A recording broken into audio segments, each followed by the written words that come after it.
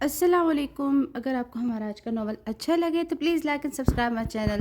Let's start. April کے دن بھی کتنے عجیب ہوتے ہیں. جب پھول کھلتے ہیں دل مرجھا جاتے ہیں. کچھ بچھڑے لوگ یاد آنے لگتے ہیں. یوں تو بھری بہار میں ہر طرف خوشبو ہوتی ہے. دل کو نہ جانے کس کی جستجو ہوتی ہے. جب بھی یہ مہکی فضائیں آتی ہیں گزرا وقت یاد دلاتی ہیں جو ہر طرف گل کھلے ہوتے ہیں. دل میں یادوں کے نشت جب ہوتے ہیں کون کہتا ہے بہاریں خوشیاں لاتی ہیں. یہ تو اداسیوں سے دامن بھر جاتی ہیں. تو لاکھ سمجھ کے تیرے جان سے کوئی خوش ہوگا یا اس کو کوئی غم نہیں ہوگا. کچھ لوگوں کی محبت خاموش ہوتی ہے جس کو وہ چاہ کر بھی دکھا نہیں سکتے یا اظہار نہیں کر سکتے. وفا کی محبت بھی کچھ ایسی تھی اور اس کا شمار بھی انہی لوگوں میں ہوتا تھا. نہ وہ کبھی اس محبت بانٹنے والے شخص کو بتا پائی اور نہ ہی کبھی اس کی محبت کی اہمیت کو اس پہ واضح کر پائی. مگر آج بھی وہ دل میں اعتراف ضرور کرتی ہے کیونکہ اس کے دل میں آج بھی اس شخص کی اس محسن کی محبت آج بھی زندہ تھی جس کی یاد میں وفا اب روز کئی کئی گھنٹے اداس کھڑکی کے پردے پر گلیوں کو دیکھتی رہتی کہ کاش اس کے منع کرنے کے باوجود وہ آ جائے. وفا آج پھر کھڑکی میں کھڑی ماضی کی یادوں میں کھوئی ہوئی تھی. ماما آج پھر آپ کی بیٹی نے مجھے دیر کروا دی ہے. اس موٹی سے جلدی نہیں اٹھا جاتا کیا؟ روز روز مس کی ڈانٹ کھانا اچھا لگتا ہے کیا اس کو؟ یہ وفا کی آوازیں تھیں جو کہ روز ہی ماہین کو سننے کو ملتی تھی مگر وہ ماہین ہی کیا جو وفا کی باتوں پر کان دھرے. ماما آپ اس کو بتا دیں کہ روز دیر میں نہیں کرواتی, روز ہی تو جلدی اٹھتی ہوں. ماہین بھی کہاں وفا کی باتیں سننے والی فوراً منہ بنا کے بول پڑی. اچھا تو ذرا بتانا کہ تو آج کس کی وجہ سے دیر ہوئی ہے؟ وفا بھی ماہین کی ٹون میں بولی. ہاں تو آج ہوئی ہے نا تھوڑی سی لیٹ, اور ویسے بھی مس کو تو روز ڈانٹے کا موقع ہی چاہیے ہوتا ہے. ماہین اب بے پرواہی سے بولی جس پر وفا اب آگ بگولا ہو چکی تھی. مطلب کہ آپ کی کوئی غلطی نہیں ہوتی ہے نا؟ ماہین اس سے پہلے کہ کچھ اور بول مرزا بیگم ہی بول اٹھی جو کہ ان دونوں کی والدہ تھی. تم دونوں اسکول پڑھنے جاتے ہیں یا لڑائی سیکھنے؟ ابھی اس نوک جھوک کا سلسلہ جاری تھا کہ اسکول کی وین لینے آ چکی تھی. اب دونوں منہ بن کر کے جانے لگی تھی کہ ان کے کانوں میں ماما کے الوداعی کلمات سنائی دیے تھے. مس میں کم ان؟ وفا نے کلاس میں داخل ہوتے اجلت میں سرسری سے کہا اور اپنی مخصوص سیٹ پر جا کر بیٹھ گئی تھی اور ساتھ ساتھ منہ ہی منہ میں ماہی کو بددعائیں بھی دے رہی تھی. ابھی یار جانے دے, کس کو کوس رہی ہے صبح ہی صبح؟ ہانیہ جو کہ وفا کی بیسٹ فرینڈ تھی وفا کو روز کی طرح سمجھانے لگی, حالانکہ وہ اچھے سے جانتی تھی کہ وفا کس کے بارے میں یہ سب کلمات ادا کر رہی ہے. یار یہ روز روز کا نا مس کے گھورنے سے میں بہت تنگ ہو گئی ہوں. وفا نے وہی پرانی بات دہرائی جو وہ ہر روز ہی بولتی تھی. بہن شکر ادا کیا کر کہ مس صرف تجھے گھورتی ہے, باقی لڑکیوں کو تو وہ سزا بھی دیتی ہے. ہانیہ نے وفا کو اس کی اہمیت یاد دلائی. ابھی دونوں کی گفتگو جاری تھی کہ دونوں کی نظر مس پر پڑی جو ان دونوں کو ہی گھور رہی تھی. دونوں نے پہلے ایک دوسرے کو تنبیہ نظر سے دیکھا, پھر دونوں پڑھنے میں مصروف ہو گئی تھیں. وفا کا تعلق ایک اچھے مہذب اور شریف گھرانے سے تھا. وفا اور ماہین دو بہنیں ہیں. وفا ماہین سے ایک ہی سال بڑی ہے جس کی وجہ سے وفا اور ماہین میں بے تکلفی تھی. دونوں ہر وقت لڑتے رہتے. ان کی لڑائی ہی تو اس گھر کی رونق تھی, لہٰذا والدین کچھ نہ کہتے, ان دونوں کی ہر خواہش کا احترام کرتے, مگر اس کے باوجود بھی دونوں بہت سلجھی ہوئی سمجھدار تھیں. ماہین تو گھر سے زیادہ باہر نکلتی نہیں تھی, بات نہیں کرتی تھی, وہ گھر میں ماما کے پلو سے لگ کے رہتی. کہیں سے لگتا ہی نہیں تھا کہ ماہین 9th کلاس کی اسٹوڈنٹ ہے. اس کے برعکس وفا بہت بولتی تھی, ہر دل عزیز تھی, سب ٹیچرز اور کلاس کی جان تھی. اکثر ٹیچر اس کو مذاق میں کہتے تھے کہ آج تک وہ تالا نہیں بنا جو وفا کے منہ پر لگ جائے. غرض یہ کہ وفا ہر ایک کی آنکھوں کا تارا تھی, ہر ایک کی مدد کرتی, بڑوں کی نہ صرف عزت کرتی بلکہ ان کی فرما بردار بھی تھی. الغرض وفا میں تمام اچھی عادتیں تھیں. وہ ایک اچھی انسان تھی مگر نہ جانے کیوں وہ دین سے بہت دور تھی. اپنی ماما کے کہنے پر بھی وہ صرف نماز ہی پڑھتی تھی, مارے بندے, ورنہ اس کو ذرا بھی دین سے دلچسپی نہ تھی. یہ آپ کی وہی بات انہیں بیٹی ہے نا جو بچپن میں بہت پیارا بولتی تھی؟ انجان سی ایک خاتون نے وفا کو پیار بھری نظر دیکھتے ہوئے میزاب بیگم سے پوچھا. میزاب بیگم نے مسکراتے ہوئے سر ہاں مہلا اور وفا کو سلام کرنے کا کہا. وفا نے انجان نظروں سے اس خاتون کو سلام کیا اور ناشنا سے لہجے میں پوچھ لیا, ماما آنٹی آپ کی فرینڈ ہے؟ ارے آسیہ آنٹی ہے, میری بہت پرانی اور بہترین دوست. میزاب بیگم نے وفا کو یاد دلاتے ہوئے کہا. اچھا ہاں, جو دوسرے شہر شفٹ ہو گئی تھی, جن کا آپ اکثر ذکر کرتی تھیں. وفا نے یاد کرتے ہوئے کہا. میزاب بیگم کے ذریعے وہ کافی کچھ جانتی تھی کہ آسیہ آنٹی کے بارے میں, ان کو واقعی میں اس سے مل کر بہت خوشی ہوئی تھی. آنٹی میں آپ کے لیے جوس لے کر آتی ہوں, وفا خوش اخلاقی سے کہتے ہوئے اٹھ گئی تھی. گیسٹ روم سے باتوں کی ہلکی ہلکی آوازیں آ رہی تھیں جس سے وفا کو پتہ چلا کہ اب آسیہ آنٹی ان کے برابر والے گھر میں رہیں گے اور ان کے 2 بچے ہیں.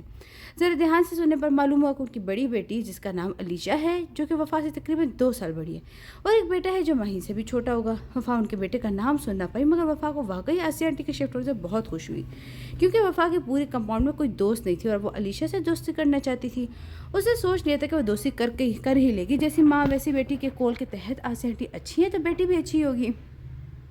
اور یہاں وفا سے بہت بڑی غلطی ہو گئی جو وہ نہیں جانتی تھی. وفا گیلری میں بے چینی سے چکر کاٹ رہی تھی کیونکہ آسیہ آنٹی نے کسی کام سے علیشہ کو گھر سے بلوایا تھا. آنٹی خود گیسٹ روم میں بیٹھی باتیں کر رہی تھیں.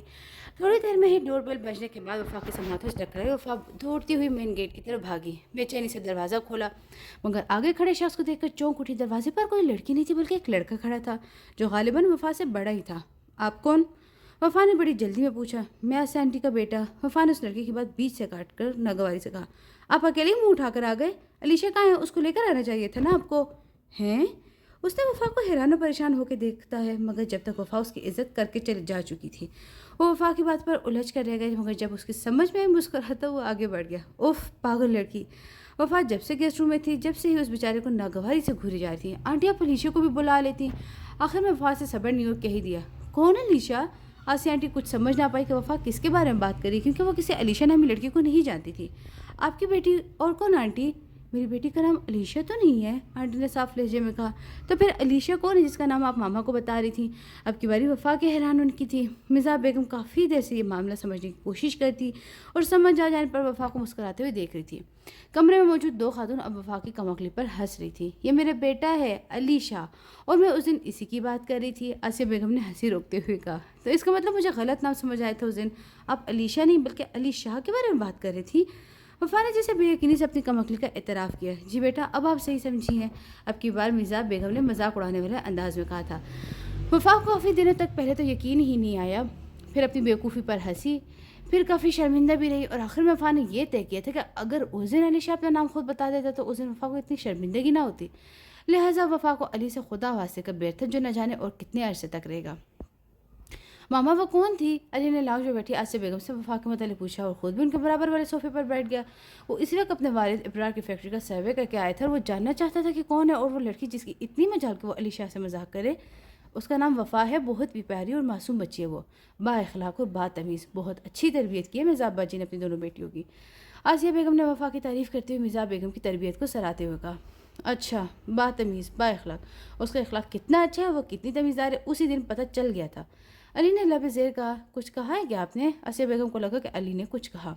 अरे मैंने तो कुछ नहीं कहा, अली ने फ़ौरन संभलते हुए कहा, नहीं कुछ तो कहा है आपने। आसिया बेगम ने अपने बेटे को गौर से देखते हुए कहा, मामा मैं तो ये कह रहा था कि। अली कुछ देर सोच के बोलते बोलते रुक गया था कि।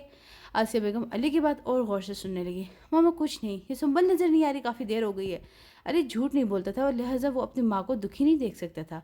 अगर वो वफ़ा की बदअखलाक़ी के बारे में मामा को बताता तो उनको ज़रूर दुख होता, लिहाजा वो बात टाल गया था। आपकी बहन फ़नलैंड गई हुई बाबा रहमान के साथ, खैर जाकर फ्रेश जो मैं खान लगवाती हूँ नैनी से। आसिया बेगम ने ज़्यादा इस मौजू पर बात करने से गुरेज करते हुए कहा, इब्रार साहब का शुमार कराची के इज़्ज़तदार, मुअज़्ज़ज़ और अमीर तरीन लोगों में होता था। उनका आलीशान महल डिफेंस में था जिसमें वो क़याम पज़ीर थे।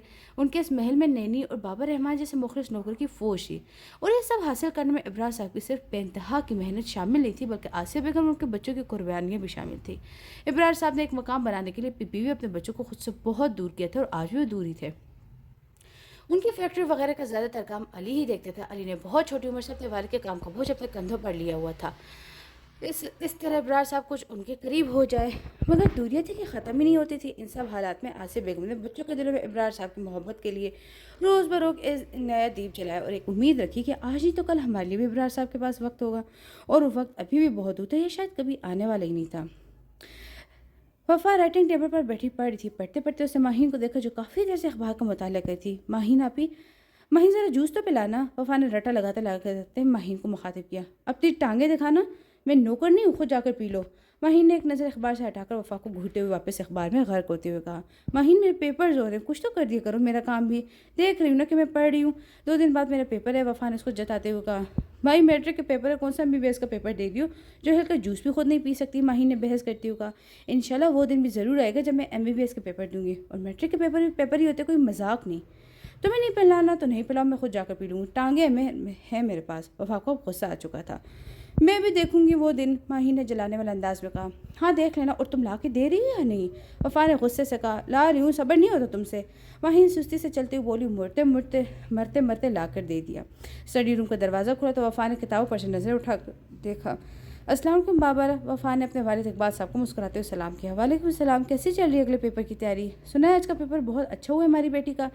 इकबाल साहब ने मोहब्बत से वफ़ा के सर पर हाथ रखकर प्यार करते हुए कहा, जी बाबा आपने बिल्कुल सही सुना है, मेरा पेपर बहुत अच्छा हुआ है, हालांकि इस्लामियात का था और आपको तो पता ही है कि मैं इस्लामियात में कितनी वीक हूँ। वफ़ा ने एक ही सांस में आज के पेपर की पूरी रोदात सुना डाली। तो मैं आपका A1 ग्रेड पक्का समझूँ ना? इकबाल साहब ने मुस्कुराते हुए वफ़ा से कहा, जी बिल्कुल, आप देखिएगा A1 ग्रेड ज़रूर बनेगा इंशाल्लाह ज़रूर। फिर दोनों बाप बेटी के बातों का सिलसिला काफ़ी देर तक जारी रहा, जिसको मिर्ज़ा बेगम ने आके तोड़ा था। इकबाल बहुत देर हो गई है बातें करते हुए, वफ़ा के पेपर्स हो रहे हैं, इसको अब आराम से पढ़ने थे। चलो भाई वफा, अब आप तैयारी करें, आपकी मामा तो डांटने आ गई हैं। इकबाल साहब ने मुस्कुराते हुए बेगम साहिबा की तरफ देखते हुए कहा। बाबा, आप वफा को देख ले, इतनी ज़ोर ज़ोर से रट्टे लगाती है जैसे लगता है लोगों को सहरी में उठा रही हो। वहीं थोड़ी देर पहले रूम में दाखिल हुई थी और दाखिल होते साथ ही वफा की शिकायत भी कर दी थी। अच्छा, सब रूम से बाहर आए और अब वफा को पढ़ने दे चले। मिजाब बेगम ने माहिर और इकबाल साहब की तरफ देखते हुए वफा की फिक्र करते हुए कहा। वफा, नेक्स्ट पेपर भी अच्छा देकर आइएगा। इकबाल साहब को वफा ताकीद करते हुए रूम से चले गए थे, क्योंकि अब बेगम साहबा का मूड ख़राब होने वाला था। उनके जाते ही बाकी सब भी उनके पीछे पीछे चले गए थे। इकबाल साहब की फैमिली एक हंसती खेलती फैमिली थी। इकबाल साहब का कारोबार मुल्क भर के कई शहरों में फैला होता। कारोबारी मसरूफियत के बावजूद भी इकबाल साहब ने कभी अपने घर वाले की तरफ से गफलत नहीं बरती थी। इकबाल साहब के लिए सबसे पहले उनकी फैमिली की खुशी थी, मगर न जाने किसकी नज़र इस घराने पर लगने वाली थी। इस हंसते मुस्कुराते घर पर वीरानियों का राज छाने वाला था। ये घर जहाँ आज खुशियों की आवाज़ें गूंज रही थी, बस कुछ ही दिनों में यहाँ कोई बोलने वाला भी नहीं होगा। नीली आंखें, हल्का गंदमी रंग, चेहरा मेकअप से पाक, गुलाबी टखनों तक आती फ्राक, ऊपर से उसका बोलने का स्टाइल। जिंदगी में पहली बार आज अलीशा किसी लड़की के बारे में सोच रहा था, क्या मुझे वफा के मुतालिक इन आने वाले ख्याल का जिक्र वफा से करना चाहिए। वफा वो वाहिद लड़की जो अलीशा से इसके लहजे में बात करने की जुर्रत कर सकती है। अली अपने जहाज नुमा बेड पर लेटा उस परी के बारे में ही सोच रहा था। आजकल ये अलीशा का मामूल बन गया था। कोई दिन ऐसा ना होता जिसमें वफा के बारे में ना सोचे। उसका ख्याल अब हर वक्त अली के साथ ही रहने लगा था। अली इन्हीं सोचों में गुम था कि किसी के दरवाजे नॉक करने की आवाज़ आई थी। जी आ जाए अंदर, अलीशा ने उठकर बैठते हुए अंदर आने की इजाज़त दी थी। भाई, वो सुंबल ने अंदर आते झिझकते हुए कहा। जी कहो। अली ने उससे आने की वजह पूछी। खाना लग गया मामा बाबा, आप सबका वेट करें, आप भी आ जाएं। सुंबल कहकर भाई की तरफ जवाब उनकी मुंतजिर थी। जी आ रहा हूँ, अली कहकर उठ गया था। वैसे भी बहुत कम ही मौके होते थे जब सब खाना खाते थे। इमरान साहब खाने के मेज़ पर भी सिर्फ बिजनेस की बात करते थे, उनके अलावा उनके पास कोई जैसे मौजू ही नहीं था। अली छोटे छोटे कदम उठाकर डाइनिंग रूम की तरफ चलता गया। वफा, मेरी बात सुनो। कोई वफा को बार बार कह रहा था। मैंने कहा है ना कि मुझे आपसे कोई बात नहीं सुनी। आपकी बात, आप सीनियर है, मैं इज्जत करती हूँ आपकी, मुझे मजबूर नहीं करे आप ऑफिस में कंप्लेन करने पर। वफा ने तेज़ी एकेडमी की सीढ़ियाँ उतरते हुए कहा, जबकि मुकाबिल भी वफा के साथ साथ तेज़ी से सीढ़ियाँ उतर रहा था कि अचानक उसने सामने से आकर वफा का रास्ता रोककर उसका हाथ पकड़कर गुस्से से कहा। मुझे आदत नहीं है एक बात बार बार दोहराने की, मेरी बात मानो। अभी उसकी बात जारी ही थी कि वफा के 5 उंगलियां सामने खड़े इस बेगैरत इंसान के चेहरे पर अपने निशान दाग चुकी थी। उसके बाद वफा ने भागते हुए सीढ़ियाँ उतर अपने कार में जाकर बैठ गई थी। वफा को शायद इल्म नहीं था कि यासिर उस्मानी को मारा गया उसका ये थप्पड़ वफा की ज़िंदगी में एक बहुत बड़ा तूफ़ान लेकर आएगा। ऐसा तूफ़ान जिसका कभी वफा ने तस्वुर भी नहीं किया था। वो तूफ़ान जो वफा से जुड़े हर रिश्ते का मान तोड़ देगा। यासिर उस्मानी एकेडमी का जाना पहचाना नाम था। एकेडमी की हर खूबसूरत और अमीर लड़की से यासिर के अफेयर की खबरें फैल जाती थीं। बड़ा ही दिल फेंक किस्म का इंसान था। हर थोड़े अरसे में एक को छोड़कर दूसरी लड़की के साथ इश्क व मोहब्बत की पतंगें उड़ाता था। लड़कियां उसकी खूबसूरती, उसकी चिकनी चपड़ी बातों से मुतासर होकर उसे अपना आशिक मानने लगती। इस बार उसकी नज़र वफा पर थी और वो मुसलसल वफा को तंग करता, इससे दोस्ती कर ले। वफा की तरबियत अच्छे माहौल में की गई थी। उसको अपने से जुड़े हर रिश्ते से मोहब्बत मिली थी, लिहाजा वफा उसकी बातों में नहीं आ पाई। और फिर वही हुआ जो वफा नहीं चाहती थी। आखिर को वफा का हाथ उठ ही गया था यासिर उस्मानी पर। वफा के पास यासिर उस्मानी की यह मालूमात नाकाफ़ी थी। वो अभी यासिर की असल हकीकत से बेखबर थी, जिससे आने वाले वक्त में अब वो बहुत जल्द वो बाखबर होने वाली थी। मम्मा, ये आप पराठे क्यों बना रही हैं? खैरियत, बाबा तो नहीं है घर में? वफा ने मिर्ज़ा बेगम को आलू के पराठे बनाते हुए देख हैरत से कहा। बेटा, मैं अली शाह के लिए बना रही हूँ। मिर्ज़ा बेगम ने आटे का पेड़ा बनाते हुए मसरूफ़ से अंदाज में कहा, जबकि वफा वहीं हैरत के समंदर में गर्क हो गई, क्योंकि आज तो खाना तो मासी बनाती थी। मिर्ज़ा बेगम बस कभी कोई फरमाइशी खाने बनाती थी। और ये बात बाबा बिल्कुल ठीक कहते थे कि आपकी मामा के जैसे आलू के पराठे कोई बना ही नहीं सकता। इकबाल साहब के खूब मक्खन लगाने पर मिर्ज़ा बेगम उनके लिए बहुत मेहनत से 2 पराठे बना के देती थी। और आज अली शाह के लिए अपनी इसी माँ को आलू के पराठे बनाते देखकर वफा बहुत हैरान हुई थी। उसको ये तो पता था कि अली शाह मामा का लाडला होता जा रहा है, मगर इस हद तक लाड बढ़ जाएगा इसका अंदाज़ा नहीं था वफा को। मामा आप रहने देती, मासी से बनवा के खिला देती। वफा नाराज़ होती हुई माँ को मुफ्त मशवरा दिया। अरे, अली शाह ने खुद मुझसे फरमाइश की मेरे हाथों से बने पराठे खाने की। मिर्ज़ा बेगम ने फ़ख्री अंदाज में बताया। वफा को किसी भी बात का मिर्ज़ा बेगम पर असर ही नहीं हो रहा था, लिहाजा वफा जी भर के उकता रही थी। फिर वफा को अली का मजाक उड़ाना याद आ गया, जो कि वफा की पसंदीदा तरीन हॉबी थी। वैसे मामा, अली शाह नहीं कहा करें, अली शाह बीबी कहा करें। वफा खूबसूरती से हंसते हुए कहा। वफा इस बात से इल्म थी कि कोई उसके पीछे से खड़ा मुस्कुराते हुए देख रहा है। वफा, बुरी बात बेटा, वो मुझसे बहुत ज़्यादा अटैच है, इस वजह से ज़रा बोल लेता है। उसका हरगिज़ ये मतलब नहीं है कि अब अली का मजाक ही उड़ाती रहो। मिर्ज़ा बेगम ने बेटी को समझाते हुए कहा। ज़रा नहीं, बहुत बोलता है वो, तोबा तोबा तोबा। वफा ने अली का जी भर के मजाक उड़ाया।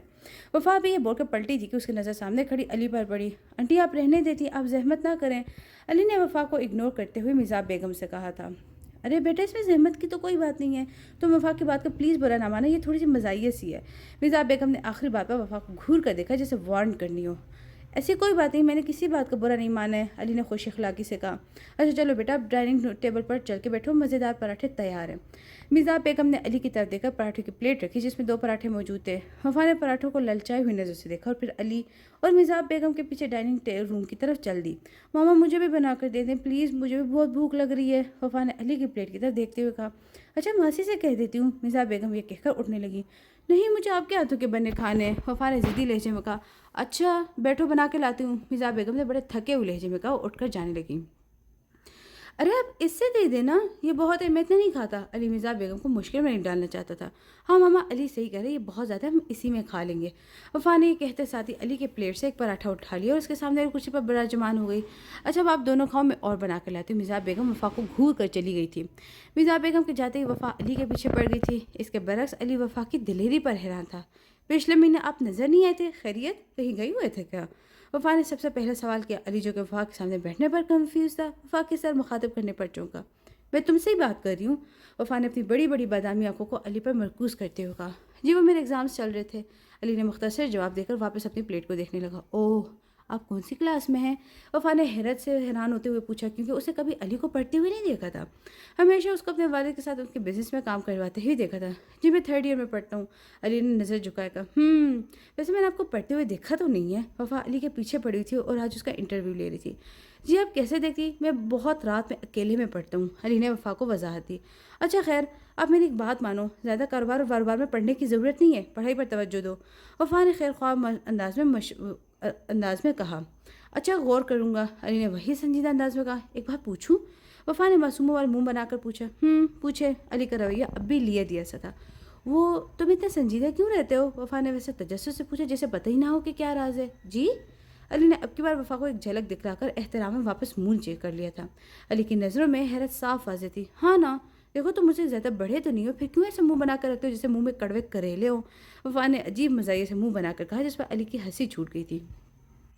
نہیں ایسی کوئی بات نہیں، آپ کو کوئی غلط فہمی ہوئی ہوگی، علی نے صاف لہجے میں کہا۔ یہ تو آپ کی غلط فہمی کہ مجھے کوئی غلط فہمی ہوئی ہوگی، ویسے 3rd ایئر کا رزلٹ آنے والا ہے، وفا نے علی سے ایسے کہا جیسے اس کو پتہ ہی نہ ہو۔ آنے والے بس، مگر میرے رزلٹ سے پہلے آپ کا رزلٹ آئے گا، علی نے وفا کو اپنی طرف سے جیسے یاد دلایا۔ میرا تو اگلے ہفتے میں آئے گا نا، اس کے بعد آپ کا آئے گا، وفا نے اب اپنا پراٹھا صاف کر لیا تھا اور جیسے ہی اس کی نظر علی کے پراٹھے پر جانے لگی، پتہ نہیں کہاں سے مرزا بیگم نازل ہو گئی تھی۔ علی اس کی باتوں میں نہیں آؤ بیٹا، یہ تو باتوں میں لگا رہی ہو، ساتھ ساتھ تمہارے پراٹھے سے انصاف بھی کرنا چاہ رہی ہے، مرزا بیگم نے وفا کے ہاتھ پر ہاتھ مارتے ہوئے کہا جو کہ علی کی پلیٹ پر کی طرف گامزن تھا۔ وفا نے ماں کی طرف بیچارہ سا منہ بنا کر دیکھا جیسے کہہ رہی ابھی اسے کھایا ہی کیا ہے۔ مرزا بیگم نے بیٹی کا منہ دیکھا اور ہنستے ہوئے اس کو علی کے پراٹھوں سے بھری پلیٹ رکھ دی تھی اور پھر باتوں کا وہ سلسلہ تینوں کے درمیان شروع ہوا جو کافی گھنٹوں بعد ہی ختم ہوا، اور شاید یہ سلسلہ ختم نہ ہوتا اگر علی کے پاس آفس سے ارجنٹ کال نہ آتی۔ علی کے جانے کے بعد مرزا بیگم نے وفا سے کہا، دیکھا وفا علی کتنا اچھا بچہ ہے۔ شاید اتنا برا بھی نہیں ہے جتنا میں اس کو سمجھتی تھی، وفا نے کچھ سوچتے ہوئے کہا۔ یہ وفا اور علی کی پہلی ملاقات تھی جس میں وفا کی پہلی بار علی کے لیے خیالات بدلے تھے، ورنہ وفا اتنے مہینوں سے اس کا نام تک سننا گوارا نہیں کرتی تھی۔ ماما بابا ماہین میں رزلٹ آنے والے بس 5 منٹ بعد، وفا لیپ ٹاپ آن کی بیٹھی تھی اور بار بار رزلٹ والی ویب سائٹ دیکھ رہی تھی۔ اب وفا کا دل زور زور سے دھڑک رہا تھا۔ 1 2 3 4 5، وفا آنکھیں بند کیے گنتی گن رہی تھی۔ 5 کے بعد جب اسے لیپ ٹاپ کی اسکرین کو دیکھا تو آنکھیں بند کرنا ہی بھول گئی تھی۔ وفا بیٹا کیا ہوا، کچھ تو بتاؤ، مرزا بیگم نے وفا کا کندھا زور سے ہلا کر کہا۔ جواب میں وفا نے اپنی بڑی بڑی آنکھوں سے باری باری سب کو دیکھ کر بے یقینی سے اسکرین کا رخ اس کی طرف کر دیا جہاں مرزا بیگم اور اقبال صاحب ماہین بے چینی سے وفا کے جواب کے منتظر تھے۔ یاری آج تجھے ہوا کیا ہے، کس لیے میرے پیچھے پڑا ہوا ہے، احمد علی سے بار بار لڑ لڑ کے پوچھ رہا تھا، مگر علی کوئی جواب دینے کے بجائے بس کار ڈرائیو کر رہا تھا۔ علی بتا دے یار کہاں لے کر جا رہا ہے، علی کی طرف سے ایک بار پھر جواب موصول نہ ہوا۔ او میرے یار کہیں تو مجھے کڈنیپ تو نہیں کرنے والا؟ اب کی بار علی نے احمد کو گھور کر دیکھا۔ تو بہت بولتا ہے، تجھے کہیں کڈنیپ کر کے نہیں لے کے جا رہا ہوں، اور ایسے میرے اتنے برے دن بھی نہیں ہے کہ میں تجھ جیسے چھچورے انسان کو کڈنیپ کروں، علی نے کہا شہر کے سب سے بڑے مال کے آگے روکی۔ چلو تر اب اندر نہیں جانا، علی نے احمد کو گھورتے ہوئے کہا جو کہ حیرت کے سمندر میں غوطہ خوری کر رہا تھا۔ تیری طبیعت تو ٹھیک ہے نا؟ احمد نے گاڑی میں بیٹھے بیٹھے حیرت سے کہا۔ کیوں کیا ہوا ہے مجھے، میں نے ایسا کیا کر دیا ہے؟ علی نے انجان بنتے ہوئے کہا۔ کیا ہوا، تو نے کبھی خود شاپنگ کی ہے خود جو آج مال لے کر آیا ہے؟ احمد نے علی کو گھور کر کہا۔ کیا مطلب ہے، کبھی کرتا نہیں ہے تو کیا کبھی کروں گا بھی نہیں؟ علی نے چور ہوتے ہوئے جواب دیا، مجھے دال میں کچھ کالا لگ رہا ہے۔ احمد پچھلے کئی مہینے سے علی کے بدلے ہوئے رنگ ڈھنگ دیکھ رہا تھا، مگر آج تو علی نے حیران ہی کر دیا تھا۔ آج تک عید پر بھی اس طرح خوشی خوشی شاپنگ کرنے کے نہیں گیا تھا۔ احمد علی کا بچپن کا دوست ہے اور احمد کو یاد تھا کہ وہ ہمیشہ علی کو کسی خاص موقع پر زور زبردستی ہی لے کر آتا تھا، اور علی ہمیشہ منہ بنا کر چلتا تھا۔ ایسا محسوس ہوتا تھا کہ علی کو شاپنگ سے الرجی ہو، اور آج علی خود بغیر کسی ایونٹ کے علی کو اس شاپنگ مال لے کر آیا تھا۔ تو چل رہی ہے، میں خود چل کے شاپنگ کروں؟ علی نے اپنی طرف سے احمد کو دھمکی دی۔ بڑا آیا مجھے دھمکانے والا، جا کے کر لے اکیلے ہمت اگر ہے تو۔ احمد بھی پھر احمد ہی تھا، اچھی طرح سے جانتا تھا کہ علی اکیلے نہیں جانے والا۔ بھائی میرے چلنا نہیں ہے، ویسے بھی ہمیں کچھ پتہ نہیں ہے لیڈیز شاپنگ کا، آلریڈی دیر ہو جائے گی۔ علی اب التجا کر تھا۔ لیڈیز شاپنگ اور تو؟ احمد کو اندازہ تو تھا، مگر علی کے منہ سے سننا چاہ رہا تھا کہ کس کے لیے کی جا رہی ہے شاپنگ۔ ہاں کیوں، میں نہیں کر سکتا؟ علی نے منہ بنا کر کہا۔ نہیں کر سکتے ہو، آپ کو اجازت ہے کرنے کی، مگر جناب علی کس کے لیے؟ یہ تو میں پوچھ سکتا ہوں نا۔ احمد نے آنکھوں میں مستی لیے ہوئے پوچھا۔ تو سب جانتا ہے مگر پھر بھی پوچھ رہا ہے۔ علی کو بے چینی ہو رہی تھی، وہ جلدی سے اس کے لیے گفٹس لینا چاہتا تھا۔ ہاں تو ایک دفعہ اپنے منہ مبارک سے اس کا نام بھی بتا دے۔ احمد نے آج علی کو تنگ کرنے کی قسم کھائی ہوئی تھی۔ وفا؟ وفا کے لیے لینا ہے مجھے گفٹ؟ علی نے وفا کو تصور کرتے ہوگا۔ کیوں، آج اس کا برتھ ڈے ہے؟ احمد نے علی کا مذاق اڑاتے ہوئے پوچھا۔ نہیں، آج اس کا رزلٹ آنے والا ہے، علی نے مسکراتے ہوئے جواب دیا۔ چلی پھر چلی عشق کی ہوا چلی۔ احمد بھرپور انداز میں گانا گا کر علی کو چھیڑ رہا تھا۔ بس کر دے، چلے اب، علی نے گھوٹتے ہوئے کہا۔ کیسا یہ عشق ہے؟ احمد گاڑی سے اتر کر بھی علی کو چھیڑنے میں مگن تھا۔ پوری شاپنگ کے دوران احمد علی کو چھیڑتا رہا اور علی بس اس کو گھورتا رہا۔ دونوں نے مل کر سیلز گرلز کی مدد سے شاپنگ کی تھی۔ یا اللہ یار، وہ سیلز گرل اچھی تھی نا، مجھے لیڈیز کی شاپنگ کی بڑی پہچان ہو گئی ہے۔ اب اگلی بار بھی مجھے ہی لے کر جانا شاپنگ پر۔ احمد نے علی کو ایک بار پھر تنگ کیا۔ اگلی بار میں تیرے ساتھ نہیں آنے والا، علی نے احمد کو دیکھتے ہوئے غصے سے کہا۔ ہاں بھائی، مجھے غریب کے ساتھ کیوں آ گیا تو؟ آنا اپنی مسز کے ساتھ، احمد نے بیچارہ سا منہ بنا کر کہا۔ پھر دونوں ہنستے ہوئے گاڑی میں بیٹھ گئے تھے۔ وفا؟ سب ایک دوسرے کو کالی آنکھوں سے دیکھ رہے تھے۔ ہائے ماما پاپا، یہ سچ ہے؟ سب سے پہلے ماہین میں کچھ بولنے کی ہمت ہوئی۔ ہاں یہی سچ ہے، مرزا بیگم نے وفا کی طرف والہانہ انداز میں بیٹھتے ہوئے کہا۔ ماما مجھے کچھ سمجھ میں نہیں آ رہا، یہ کیا لکھا ہے اسکرین پر؟ اب کی بار مرزا بیگم کے بے انتہا پیار کرنے پر وفا کا سکتہ ٹوٹا۔ بیٹا جانیے، آپ کا A1 گریڈ بنا اور آپ صبح کے ٹاپ 10 A1 گریڈرز میں شامل ہو۔ اقبال صاحب نے وفا کا کندھا ہلا کر کہا۔ سچی؟ وفا کو جیسے یقین ہی نہ آئے۔ اگلے 2 گھنٹے تک وفا کو یقین دلانا پڑ رہا تھا۔ یہ شاپنگ تم نے کی ہے؟ آسیہ بیگم پر مانو حیرت کے پہاڑ ہی ٹوٹ پڑتے، وہ بے یقینی سے علی سے بار بار ایک ہی سوال پوچھ رہی تھی، اور علی بھی بڑی مستقل مزاجی سے ایک ہی بار بار دہرائے جا رہا تھا۔ ماما میں مال کے آگے سے گزر رہا تھا تو سوچا آپ کا کام آسان کر دوں۔ علی نے وہی پرانا جملہ دہرا دیا۔ اچھا، آپ نے آج سے پہلے تو کبھی شاپنگ کی نہیں، آج آپ کو یہ خیال بھی آ گیا؟ آسیہ بیگم بس علی کا بدلے ہوئے رویے پر حیران تھی۔ ماما آپ تو ایسے کہہ رہی جیسے میں آپ کا خیال ہی نہیں رکھتا۔ علی نے فوراً بات کا رخ بدل دیا تھا۔ نہیں، میرے بیٹے تو بہت خیال رکھتے ہیں سب کا، آسیہ بیگم نے بیٹے کو پیار کرتے ہوئے کہا، اور سارے بیگز لے گئی تھے جن میں وفا کے لیے گفٹ پیپر میں پیک گفٹ موجود تھے۔ ماما آپ تیار ہو گئی؟ علی بے چینی سے بار بار آسیہ بیگم کے کمرے کا چکر لگا رہا تھا۔ ارے ہو رہی ہوں بابا۔ آسیہ بیگم علی کی کوئی 5ویں یا 10ویں بار سے اپنی ساڑی کا پلو سیٹ کرتے ہوئے باہر نکل آئی تھی۔ چلے؟ علی نے ماں کا جائزہ لیتے ہوئے کہا۔ ریڈ کلر کی فل ساڑی جس کے بارڈر پر بلیک کلر کی کڑھائی کا کام ہوا تھا، آسیہ بیگم کی شخصیت کو 4 چاند لگا رہے تھے۔ جی چلے، سنبل تیار ہو گئی؟ آسیہ بیگم مصروف تھی اپنی ساڑی کے پلو کے ساتھ۔ جی، وہ اور میں کب سے آپ کا ویٹ کر رہے ہیں۔ علی آسیہ بیگم کو بتاتے ہوئے نیچے چلے گئے تھے۔ پھر تینوں اپنی منزل کی طرف گامزن ہو گئے تھے۔ آج وفا کے رزلٹ کی وجہ سے اقبال صاحب نے وفا کے تمام دوستوں میں صرف ہانیہ شامل تھی کو خاص کر انوائٹ کیا تھا، اور اس پارٹی میں انہوں نے اپنے اور مرزا بیگم کی فرینڈز کو مدعو کیا تھا۔ پارٹی اقبال صاحب کے فارم ہاؤس میں رکھی گئی تھی، جو کہ شہر سے دور ایک پرفضا مقام پر واقع تھا اور گھر سے بہت دور بھی تھا۔ وفا بیٹا اب تیار ہو؟ مرزا بیگم وفا کے کمرے وفا کو دیکھنے گئی کیونکہ پارٹی کا ٹائم ہو رہا تھا، اور باقی سب تیار ہو گئے تھے سوائے وفا کے۔ جی ماما بس آئی، وفا نے اپنی سینڈل کا اسٹیپ بند کرتے ہوئے لگایا اور کمرے سے باہر لاؤنج کی طرف بڑھ گئی جہاں سب اسی کا ہی انتظار کرتے تھے۔ ماما بابا میں ریڈی ہوں، وفا اسٹال سے کھڑے ہوتے ہوئے بولی۔ سب نے ساتھ وفا کی طرف دیکھا اور دیکھتے ہی رہ گئے۔ ماشاءاللہ بہت پیاری لگ رہی ہے میری بیٹی، اقبال صاحب نے دل سے تعریف کی۔ چلے پھر، اقبال صاحب نے سب کی طرف پرجوش ہو کر پوچھا، اور پھر یہ ہنستی کھیلتی فیملی فارم ہاؤس کی طرف رواں دواں ہو گئی تھی۔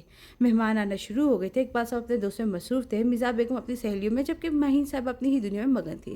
اوے سن ہانی، آج پارٹی کے بعد لانگ ڈرائیو پر چلیں گے؟ وفا نے اپنا جوس کا آدھا پھرا ہوا گلاس کاؤنٹر پر رکھتے ہوئے ہانیہ سے پوچھا۔ نیکی اور پوچھ کیوں نہیں؟ ہانیہ نے وفا کے آفر کو شوق سے قبول کیا۔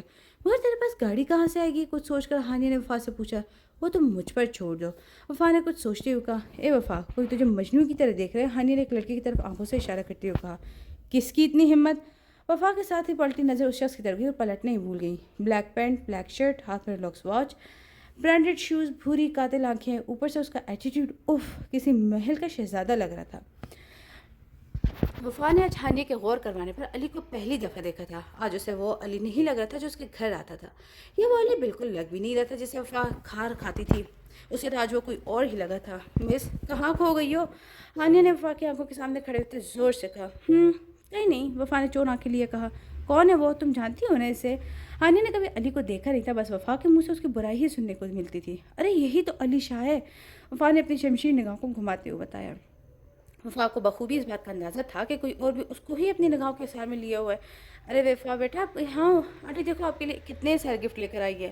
فضا بیگم کہتے ساتھ ہی وفا کو وہاں سے لے گئی جہاں آسیہ اور کچھ سہیلیاں اور بھی موجود تھیں۔ ماشاءاللہ کتنی پیاری بچی ہے، ایک خاتون نے وفا کو دیکھ کر فضا بیگم سے کہا۔ جی بالکل، ماشاءاللہ ہماری بچی تو ہے ہی بہت پیاری، آسیہ بیگم نے بھی تعریف کی۔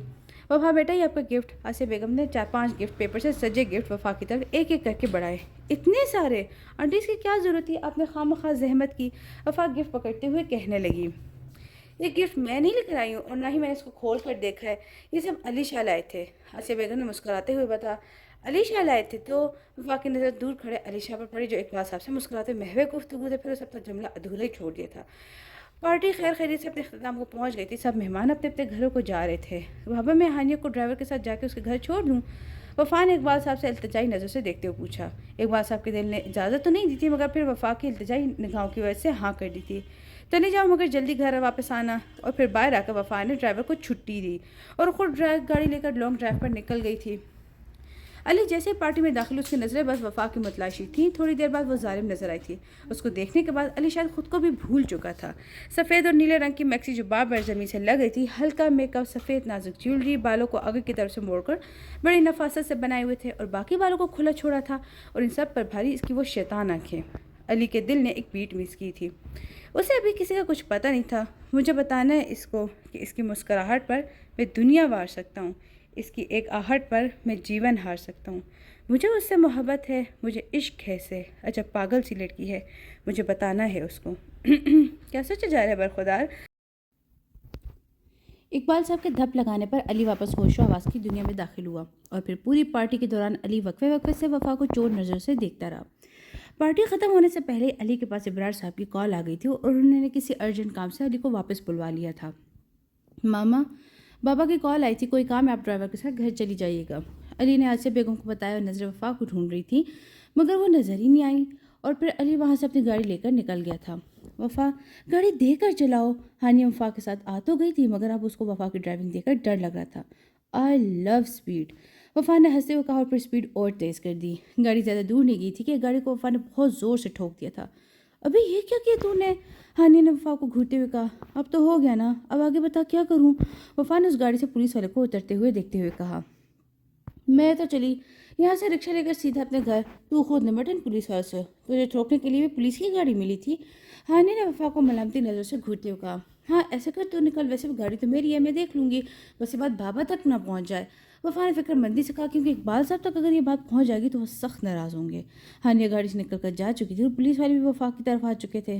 باہر آؤ، ان میں سے ایک پولیس والے نے وفا کی گاڑی کا شیشہ بجاتے ہوئے کہا۔ جی؟ وفا گاڑی سے اتری، مگر اس کو ڈر کے مارے ٹھنڈے پسینے آنے لگے تھے۔ آپ نے یہ گاڑی ٹھوک دی، اپنے کاغذات دکھائیے اور گاڑی کی چابی دیں۔ وہی پولیس والا وفا سے انتہائی غصے میں بات کر رہا تھا۔ جی میرے پاس نہیں ہے، وفا نے ڈرتے ڈرتے بتایا۔ کیوں نہیں ہے؟ آپ جانتی ہیں آپ نے کس کی گاڑی کو نقصان پہنچایا ہے؟ دراصل میں 17 سال کی ہوں، اس وجہ سے میرے کاغذات نہیں بنے۔ وفا نے اب ہمت کرتے اس پولیس والے کو اصل بات بتائی، کیونکہ وہ نہیں جانتی تھی کہ اسے کس کی گاڑی کو ٹھوکا ہے، مگر ایک بات کا اندازہ تھا وفا کو کہ جس کی بھی گاڑی تھی وہ کوئی پہنچا ہوا انسان تھا، ایک کے پیچھے ایک گاڑی جس میں پولیس کی بھاری نفری موجود تھی۔ وفا جانتی تھی کہ اب کچھ بھی ہو جائے یہ بات بابا تک ضرور جائے گی، کیونکہ اب اس مسئلے کو کوئی بارو بار اثر و رسوخ انسان ہی سلجھا سکتا تھا۔ پلیز یہ بات بابا تک نہ جائے اور کوئی فرشتہ آ جائے میری مدد کو۔ وفا اب دل ہی دل میں دعائیں مانگ رہی تھی اور یہی شاید دعا کی قبولیت کا وقت تھا۔ بلیک مرسیڈیز آ کے رکی جس میں سے ایک لڑکا نکل کر باہر آیا۔ کچھ اندھیرا تھا جس کی وجہ سے وفا کو اس کا چہرہ نہیں دیکھ سکی تھی، مگر وہ کوئی جانا پہچانا ہی لگ رہا تھا۔ اس کو دیکھ کر وفا کی رکتی ہوئی سانسیں بحال ہوئی، مگر اگلے ہی لمحے اس کے دماغ میں ایک خیال آیا جس کے آتے ہی وفا کو اپنی جان نکلتی ہوئی محسوس ہوئی تھی۔ یاسر اپنے چاروں دوستوں کے ساتھ بیٹھا ہوا تھا، سب لوگ ہلا گلا کر رہے تھے سوائے یاسر کے۔ اس کے دماغ میں کچھ اور ہی کھچڑی پک رہی تھی۔ یاسر کے یہ دوست یاسر کی طرح ہی کی تھے، بالکل آوارہ۔ کیا ہوا بھائی، کون سی دنیا میں گم ہے؟ یاسر کے ایک دوست حمزہ نے فکر مندی سے کہا۔ ابے چھوڑ، تجھے پتہ نہیں آج کل کون سی دنیا میں گم رہتا ہی ہے۔ دوسرے دوست شمشیر نے گویا یاسر کا مذاق اڑایا اور ہنسنے لگا، جس پر باقی کے دوست بھی ایک ساتھ ہی ہنس پڑے تھے۔ تو دیکھنا، وفا صرف میری ہوگی اور اسے اس دن والے تھپڑ کی سزا بھی بھگتنی پڑے گی۔ یاسر نے ایک دم سے اٹھ کر شمشیر کا گریبان پکڑ کر قہر برساتی ہوئی نظریں آنکھیں لیے کہا۔ بھائی میں تو مذاق کر رہا تھا، شمشیر نے حیرانگی سے کہا، جبکہ باقی کے دوستوں نے یاسر سے اس کا گریبان چھڑوایا۔ اس وفا کو تو میں حاصل کر ہی لوں گا۔ یاسر عثمانی نے عشق حاصل کرنے کے لیے کیا تھا، جس کو اب اس نے میری ضد بنا دیا، اور آج تک ایسی کوئی ضد نہیں رہی جو یاسر عثمانی کی پوری نہ ہوئی ہو۔ یاسر نے مغرورانہ انداز میں کہا، تو کرنے کیا جا رہے ہے اس کے ساتھ؟ سب یاسر کے ارادوں سے ڈر گئے تھے۔ بتاتا ہوں، یاسر نے شمشیر اور حمزہ سمیت باقی دو کو عجیب سے شاطرانہ انداز میں مسکراتے ہوئے دیکھ کر کہا۔ آج رات میں ہی وفا کے والد نے وفا کے رزلٹ کی خوشی میں ایک پارٹی ارینج کی ہے۔ یاسر نے سب کو سمجھاتے ہوئے کہا۔ کی ہوگی تو ہمیں کیا ہے اس سے؟ حمزہ نے ناسمجھے انداز میں کہا۔ میرے پاس ایک پلان ہے، آج ہی وفا کو اس کی غلطی کا احساس دلانا ہے مجھے، اور برداشت نہیں ہوتا۔ یاسر کھسیانہ ہوتے ہوئے بولا۔ پلان کیا ہے؟ سب نے باری باری پوچھا۔ سنو، آج رات میں جب پارٹی ختم ہو رہی ہوگی نا، اور پھر یاسر اپنے بھیانک پلان چاروں کو بتایا، سب کو سب کا کردار بھی بتایا کہ کس کو کیا کام سر انجام دینا ہے۔ مچھلی جال میں پھنس گئی ہے، آگے کوئی حکم؟ یاسر نے اپنی کار کے بیک میرر سے وفا کو پولیس والے کے ساتھ کھڑے تھے کہ شاطرانہ انداز میں مسکراتے ہوئے کہا۔ گیم شروع ہوتا ہے اب۔ دوسری طرف سے فاتحانہ انداز میں کہا گیا، کال ڈسکنیکٹ کر دی گئی تھی۔ اس کا تو بندوبست آج ہی کرنا ہوگا۔ یاسر نے سارا پلان دماغ میں دہراتے ہوئے سوچا اور گہری سانس ہوا کے سپرد کر دی۔ وفا نے دھڑکتے دل کے ساتھ آنے والے شخص کو دیکھا، وہ کوئی اور نہیں بلکہ علی شاہ تھا۔ اتنے مہینوں میں پہلی بار وفا کو علی شاہ زحمت نہیں بلکہ رحمت لگا تھا۔ کیا ہوا ہے آفیسر؟ علی نے آتے ایک نظر وفا پر ڈالی، پولیس والے سے کرخت لہجے میں پوچھا۔ کچھ خاص نہیں، یہ محترمہ آپ کی کچھ لگتی ہیں؟ پولیس تو پھر پولیس ہی تھی، علی کے ساتھ سنسان سڑک پر اندھیری رات میں رکنے کی وجہ شاید سمجھ چکی تھی۔ جی کوئی مسئلہ؟ علی کا لہجہ ہنوز ویسا ہی تھا۔ ان محترمہ نے ہمارے صاحب کی گاڑی پر مار رہا ہے۔ پولیس والے نے گاڑی کی طرف اشارہ کرتے ہوئے کہا۔ غلطی ہو گئی ہوگی، اب آپ کیا چاہتے ہیں؟ علی سیدھا مدعے کی بات پر آیا۔ ہم جو چاہتے ہیں وفا اقبال نہیں چاہتی۔ ایک پرکشش آواز میں کسی نے مداخلت کی تھی، اور وہ آواز اسی گاڑی کی سمت سے آئی تھی جس کو وفا نے اپنی گاڑی سے ٹھوکا تھا، کسی گاڑی میں سے اترتے ہوئے کہا تھا۔ سب نے باری باری آواز کی سمت میں دیکھا۔ یاسر عثمانی! وفا کو پہچانے میں دیر نہیں لگی تھی، وہ کوئی اور نہیں بلکہ یاسر عثمانی ہے۔ صحیح پہچانا، مجھے معلوم تھا، اتنی جلدی نہیں بھولو گی مجھے، یاسر نے تمسخرانہ انداز میں کہا، اور وفا علی کے سامنے آ کر کھڑا ہو گیا تھا۔ یاسر بس وفا کو گھور رہا تھا، جبکہ وفا بھی اس کو غصے سے گھور ہی رہی تھی، اور علی یہ سب کارروائی دیکھ رہا تھا۔ علی نے چند لمحے وفا کی آنکھوں میں دیکھا۔ اس کو ساری بات سمجھنے میں زیادہ دیر نہیں لگی تھی کہ وفا نے یاسر کی موجودگی کو سخت ناپسند کیا تھا، چاہے بات کچھ بھی ہو۔ لک مسٹر، ابھی ہمیں کیا کرنا ہوگا آپ سے وہ بتائیں، ہمیں دیر ہو رہی ہے، علی نے یاسر سے صاف روکھے انداز میں کہا، کیونکہ علی کو یاسر ایک آنکھ نہیں بھایا تھا۔ اوہ، میں تمہیں کیسے بھول گیا، تم وہی ہو نا جس کا تذکرہ آج کل وفا کو بہت کرتی ہے، یاسر نے علی کو چپتی ہوئی نظر سے دیکھتے ہوئے کہا، جبکہ علی صرف اسے غصے سے ہی دیکھ رہا تھا، مگر اس کی بات سن کے علی کو کچھ ہوا تھا، نہ جانے کیسا احساس تھا۔ کیا نام تھا تمہارا؟ ہاں، علی شاہ۔ یاسر علی کے بارے میں پوری معلومات رکھتا تھا، مگر پھر بھی علی کا نام بھولنے کی بھرپور اداکاری کی تھی، اور علی شاہ پر بہت زور دے کر کہا تھا، اپنے کام سے کام رکھو۔ علی نے یاسر کی آنکھوں میں آنکھیں ڈال کر کہا، جانتے ہو، وفا سے جڑی ہر چیز میری ہی ذمہ داری ہے۔ یاسر نے علی کی شرٹ کے بٹن کو ہاتھوں کی انگلی سے چھوتے ہوئے کہا۔ وفا کا نام بھی مت لو اپنے منہ سے، علی نے اپنا غصہ ضبط کرتے ہوئے ہاتھوں کو اپنے قابو میں کرتے ہوئے کہا۔ اچھا، میں تو لوں گا، بتاؤ کیا رشتہ تمہارا وفا سے، اور کر کیا لوگے تم؟ یاسر نے علی کو چڑھانے والے انداز میں کہا، جس پر علی کا غصہ اپنے عروج پر تھا۔ علی میرا کون ہے اور وہ کیا کر سکتا ہے، یہ بتانے کی ضرورت نہیں ہے اسے، وہ عزت کرنا جانتا ہے جو تم سے نہیں ہوتی کسی کی، اور میرے لیے یہی کافی ہے، وہ تمہاری طرح بالکل بھی آوارہ اور بدماش نہیں ہے، سمجھے تم؟ وفا کی آواز کافی دیر بعد اس کی سماعتوں میں آئی تھی، وہ بہت دیر سے یاسر کی بکواس کو برداشت کر رہی تھی۔ علی کو تاج حیرت کا جھٹکا لگا تھا کہ وہ خود کو کسی اور دنیا میں تصور کر رہا تھا۔ علی واپس اصل دنیا میں جب آیا تو اسے محسوس ہوا کہ یاسر مسلسل وفا کو گھورے جا رہا ہے۔ چلو یاسر، علی نے غصے میں وفا کا ہاتھ تھاما اور اپنی بلیک مرسیڈیز کی طرف روانہ ہو گیا تھا۔ یاسر کی آنکھوں کے سامنے علی کا وفا کا ہاتھ پکڑنا اوپر سے ستم وفا کی رضامندی نے کی۔ یاسر غصے سے آگ بگولا تھا ان دونوں کو جاتے ہوئے دیکھ رہا تھا۔ یہ ممکن نہیں ہے، وہ میری نہیں ہو سکی تو کسی کی بھی نہیں ہو سکتی۔ علی شاہ، یاسر عثمانی نے آن فان اپنے پسٹل نکال کر نشان لیتے ہوئے علی شاہ کو زور سے پکار کر کہا۔ وفا اور علی نے ساتھ مڑ کر پیچھے کھڑے یاسر کی طرف دیکھا، بس ان کو دیکھنا تھا کہ ماحول میں 2 گولیوں کی آواز ایک ساتھ گونجی۔ وفا کی بس ایک ہی آواز نکلی تھی حلق سے، اور وہ بس اپنے سامنے جیسے کوئی منظر دیکھ ہی نہیں پا رہی تھی۔ وہ خون تھا جس نے اسے کپڑے بھگو دیے تھے۔ سر، یہ کیا آپ نے؟ چلے یہاں سے جلدی، اس سے پہلے کہ کوئی آپ کو دیکھے۔ ایک پولیس والے نے زبردستی یاسر کو گاڑی میں بیٹھاتے ہوئے کر ساری گھڑیاں زن کر کے چلی گئی تھی۔ اب اس انسان سڑک پر 2 نفوس موجود تھے، خون میں لت پت وجود کو کوئی پھٹی پھٹی حیران آنکھوں سے دیکھ رہا تھا۔ علی نہیں آیا ابھی تک؟ ابراز صاحب نے لیپ ٹاپ بند کرتے ہوئے کہا۔ نہیں، آسیہ بیگم نے مختصر جواب دیا۔ اچھا، حالانکہ کام تو اب تک ختم ہو جانا چاہیے تھا، ابراز صاحب نے اب تھوڑی فکر مندی سے کہا۔ فون کر لیا آپ؟ آسیہ بیگم نے ابرار صاحب کو مشورہ دیا، کیونکہ وہ جانتی تھی کہ ابرار ان لوگوں سے محبت تو بہت کرتے ہیں، مگر وقت کی کمی کاروباری بھاگ دوڑنے کے کبھی اظہار کا موقع ہی نہیں دیا تھا۔ کہتا آپ صحیح نہیں ہیں، ابرار صاحب نے فوراً مشورے پر عمل کرتے ہوئے کہا۔ ابرار صاحب مسلسل فون کرتے مگر دوسری جانب سے جواب موصول نہیں ہوا تھا، لہٰذا انہوں نے فون بند کر کے سائڈ ٹیبل پر رکھ دیا تھا۔ کیا ہوا؟ علی نے فون نہیں اٹھایا؟ آسیہ بیگم نے بیڈ کی دوسری طرف بیٹھتے ہوئے پوچھا۔ نہیں، کہیں مصروف ہوگا، آ جائے گا جلدی، سمجھدار ہے علی شاہ بہت، ابراز صاحب نے ایک ٹھنڈی سانس خارج کرتے ہوئے کہا، اس بات سے انجان کہ اب علی شاہ کبھی واپس نہیں آ پائے گا۔ علی، وفا نے زور سے علی کو پکارا تھا۔ یاسر نے علی کے سینے میں 2 گولیاں مار دی تھی اور وفا کو یہ منظر سمجھ میں بہت دیر لگی تھی۔ علی، وفا علی کے خون میں لدے وجود کو چھوتے ہوئے زور زور سے چلا رہی تھی۔ وفا کو نہیں معلوم تھا کہ وہ کیسے علی کو ہسپتال لے گئی، بس اتنا پتا تھا کہ اس نے ایمبولینس کو کال کی تھی اور وہ ہسپتال کے ایمرجنسی وارڈ میں حواس باختہ سی کھڑی تھی۔ مس، اب پیشنٹ کی کون ہے؟ ایک نرس وفا کے پاس آئی تھی اور وفا سے سوال کری تھی۔ مس، نرس بار بار سوال کری تھی مگر وفا کسی بھی سوال کی جواب دینے کی حالت میں نہیں تھی۔ اس کی آنکھوں کے سامنے بس وہی ایک منظر بار بار کسی فلم کی طرح چل رہا تھا۔ ارے پیشنٹ کے فون سے اس کے گھر والوں کو تو کال کرنے اور ہسپتال بلوانے کسی دوسری نرس نے مشورہ دیا تھا۔ ہاں، یہ پولیس کیس ہے، ہم اس سے ڈیل نہیں کر سکتے۔ وفا کے کانوں میں بس سب کی آوازیں آ رہی تھی۔ جلد سے جلد بلوا لیں، ڈاکٹر نے جلدی میں کہا تھا اور واپس علی کی طرف چلے گئے تھے۔ اقبال صاحب کو ضرورت کیا تھی وفا کو کار لے جانے کی؟ منع کر دیتے، کتنی دیر ہو گئی ابھی تک نہیں آئی۔ میزاب بیگم کا دل بار بار ہچکولے کھا رہا تھا۔ بیگم، میں نے اکیلے کار لے جانے کا تو نہیں کہا تھا، ڈرائیور کے ساتھ جانے کا کہا تھا۔ اقبال صاحب نے گھڑی کی طرف دیکھتے ہوئے بیگم کے سامنے اپنی صفائی پیش کی تھی۔ آپ کو معلوم ہے نا، آج کل اس کی ایک ہی ضد چل رہی ہے، ڈرائیونگ ڈرائیونگ ڈرائیونگ اور بس ڈرائیونگ۔ میزاب بیگم نے شوہر کو گھورتی نظروں سے باور کروایا۔ اورمی تو نہیں اٹھا رہی ہے محترمہ، اقبال صاحب نے شکایتی انداز میں کہا۔ اتنے اقبال صاحب کے فون کی گھنٹی بجی۔ لے، اسی کا فون ہوگا، میزاب بیگم نے مشتاق لہجہ لیے کہا۔ کیا؟ اقبال صاحب نے زور سے تقریباً چیختے ہوئے کہا تھا۔ فون سننے کے بعد اقبال صاحب نے صدمہ زدہ آنکھیں لیے بیگم کو دیکھا، جن کی آنکھوں میں پہلے ہی بہت سے سوالات ہیں۔ ہمیں ابھی کے ابھی ہاسپٹل جا رہے ہیں، جلدی کریں۔ اقبال صاحب نے لمحے بھر کی بھی تاخیر گوارا نہیں کی تھی۔ ہوا کیا ہے، کچھ تو بتائیں، وفا تو ٹھیک ہے نا؟ میزاب بیگم نے تقریباً روتے ہوئے پوچھا تھا، کیونکہ وہ اندر سے وفا کو لے کر ڈری ہوئی تھی۔ وفا کو ہماری بہت ضرورت ہے اس وقت، اقبال صاحب نے بس اتنا کہا اور بیگم کو لے کر اسپتال کی طرف نکل گئے تھے۔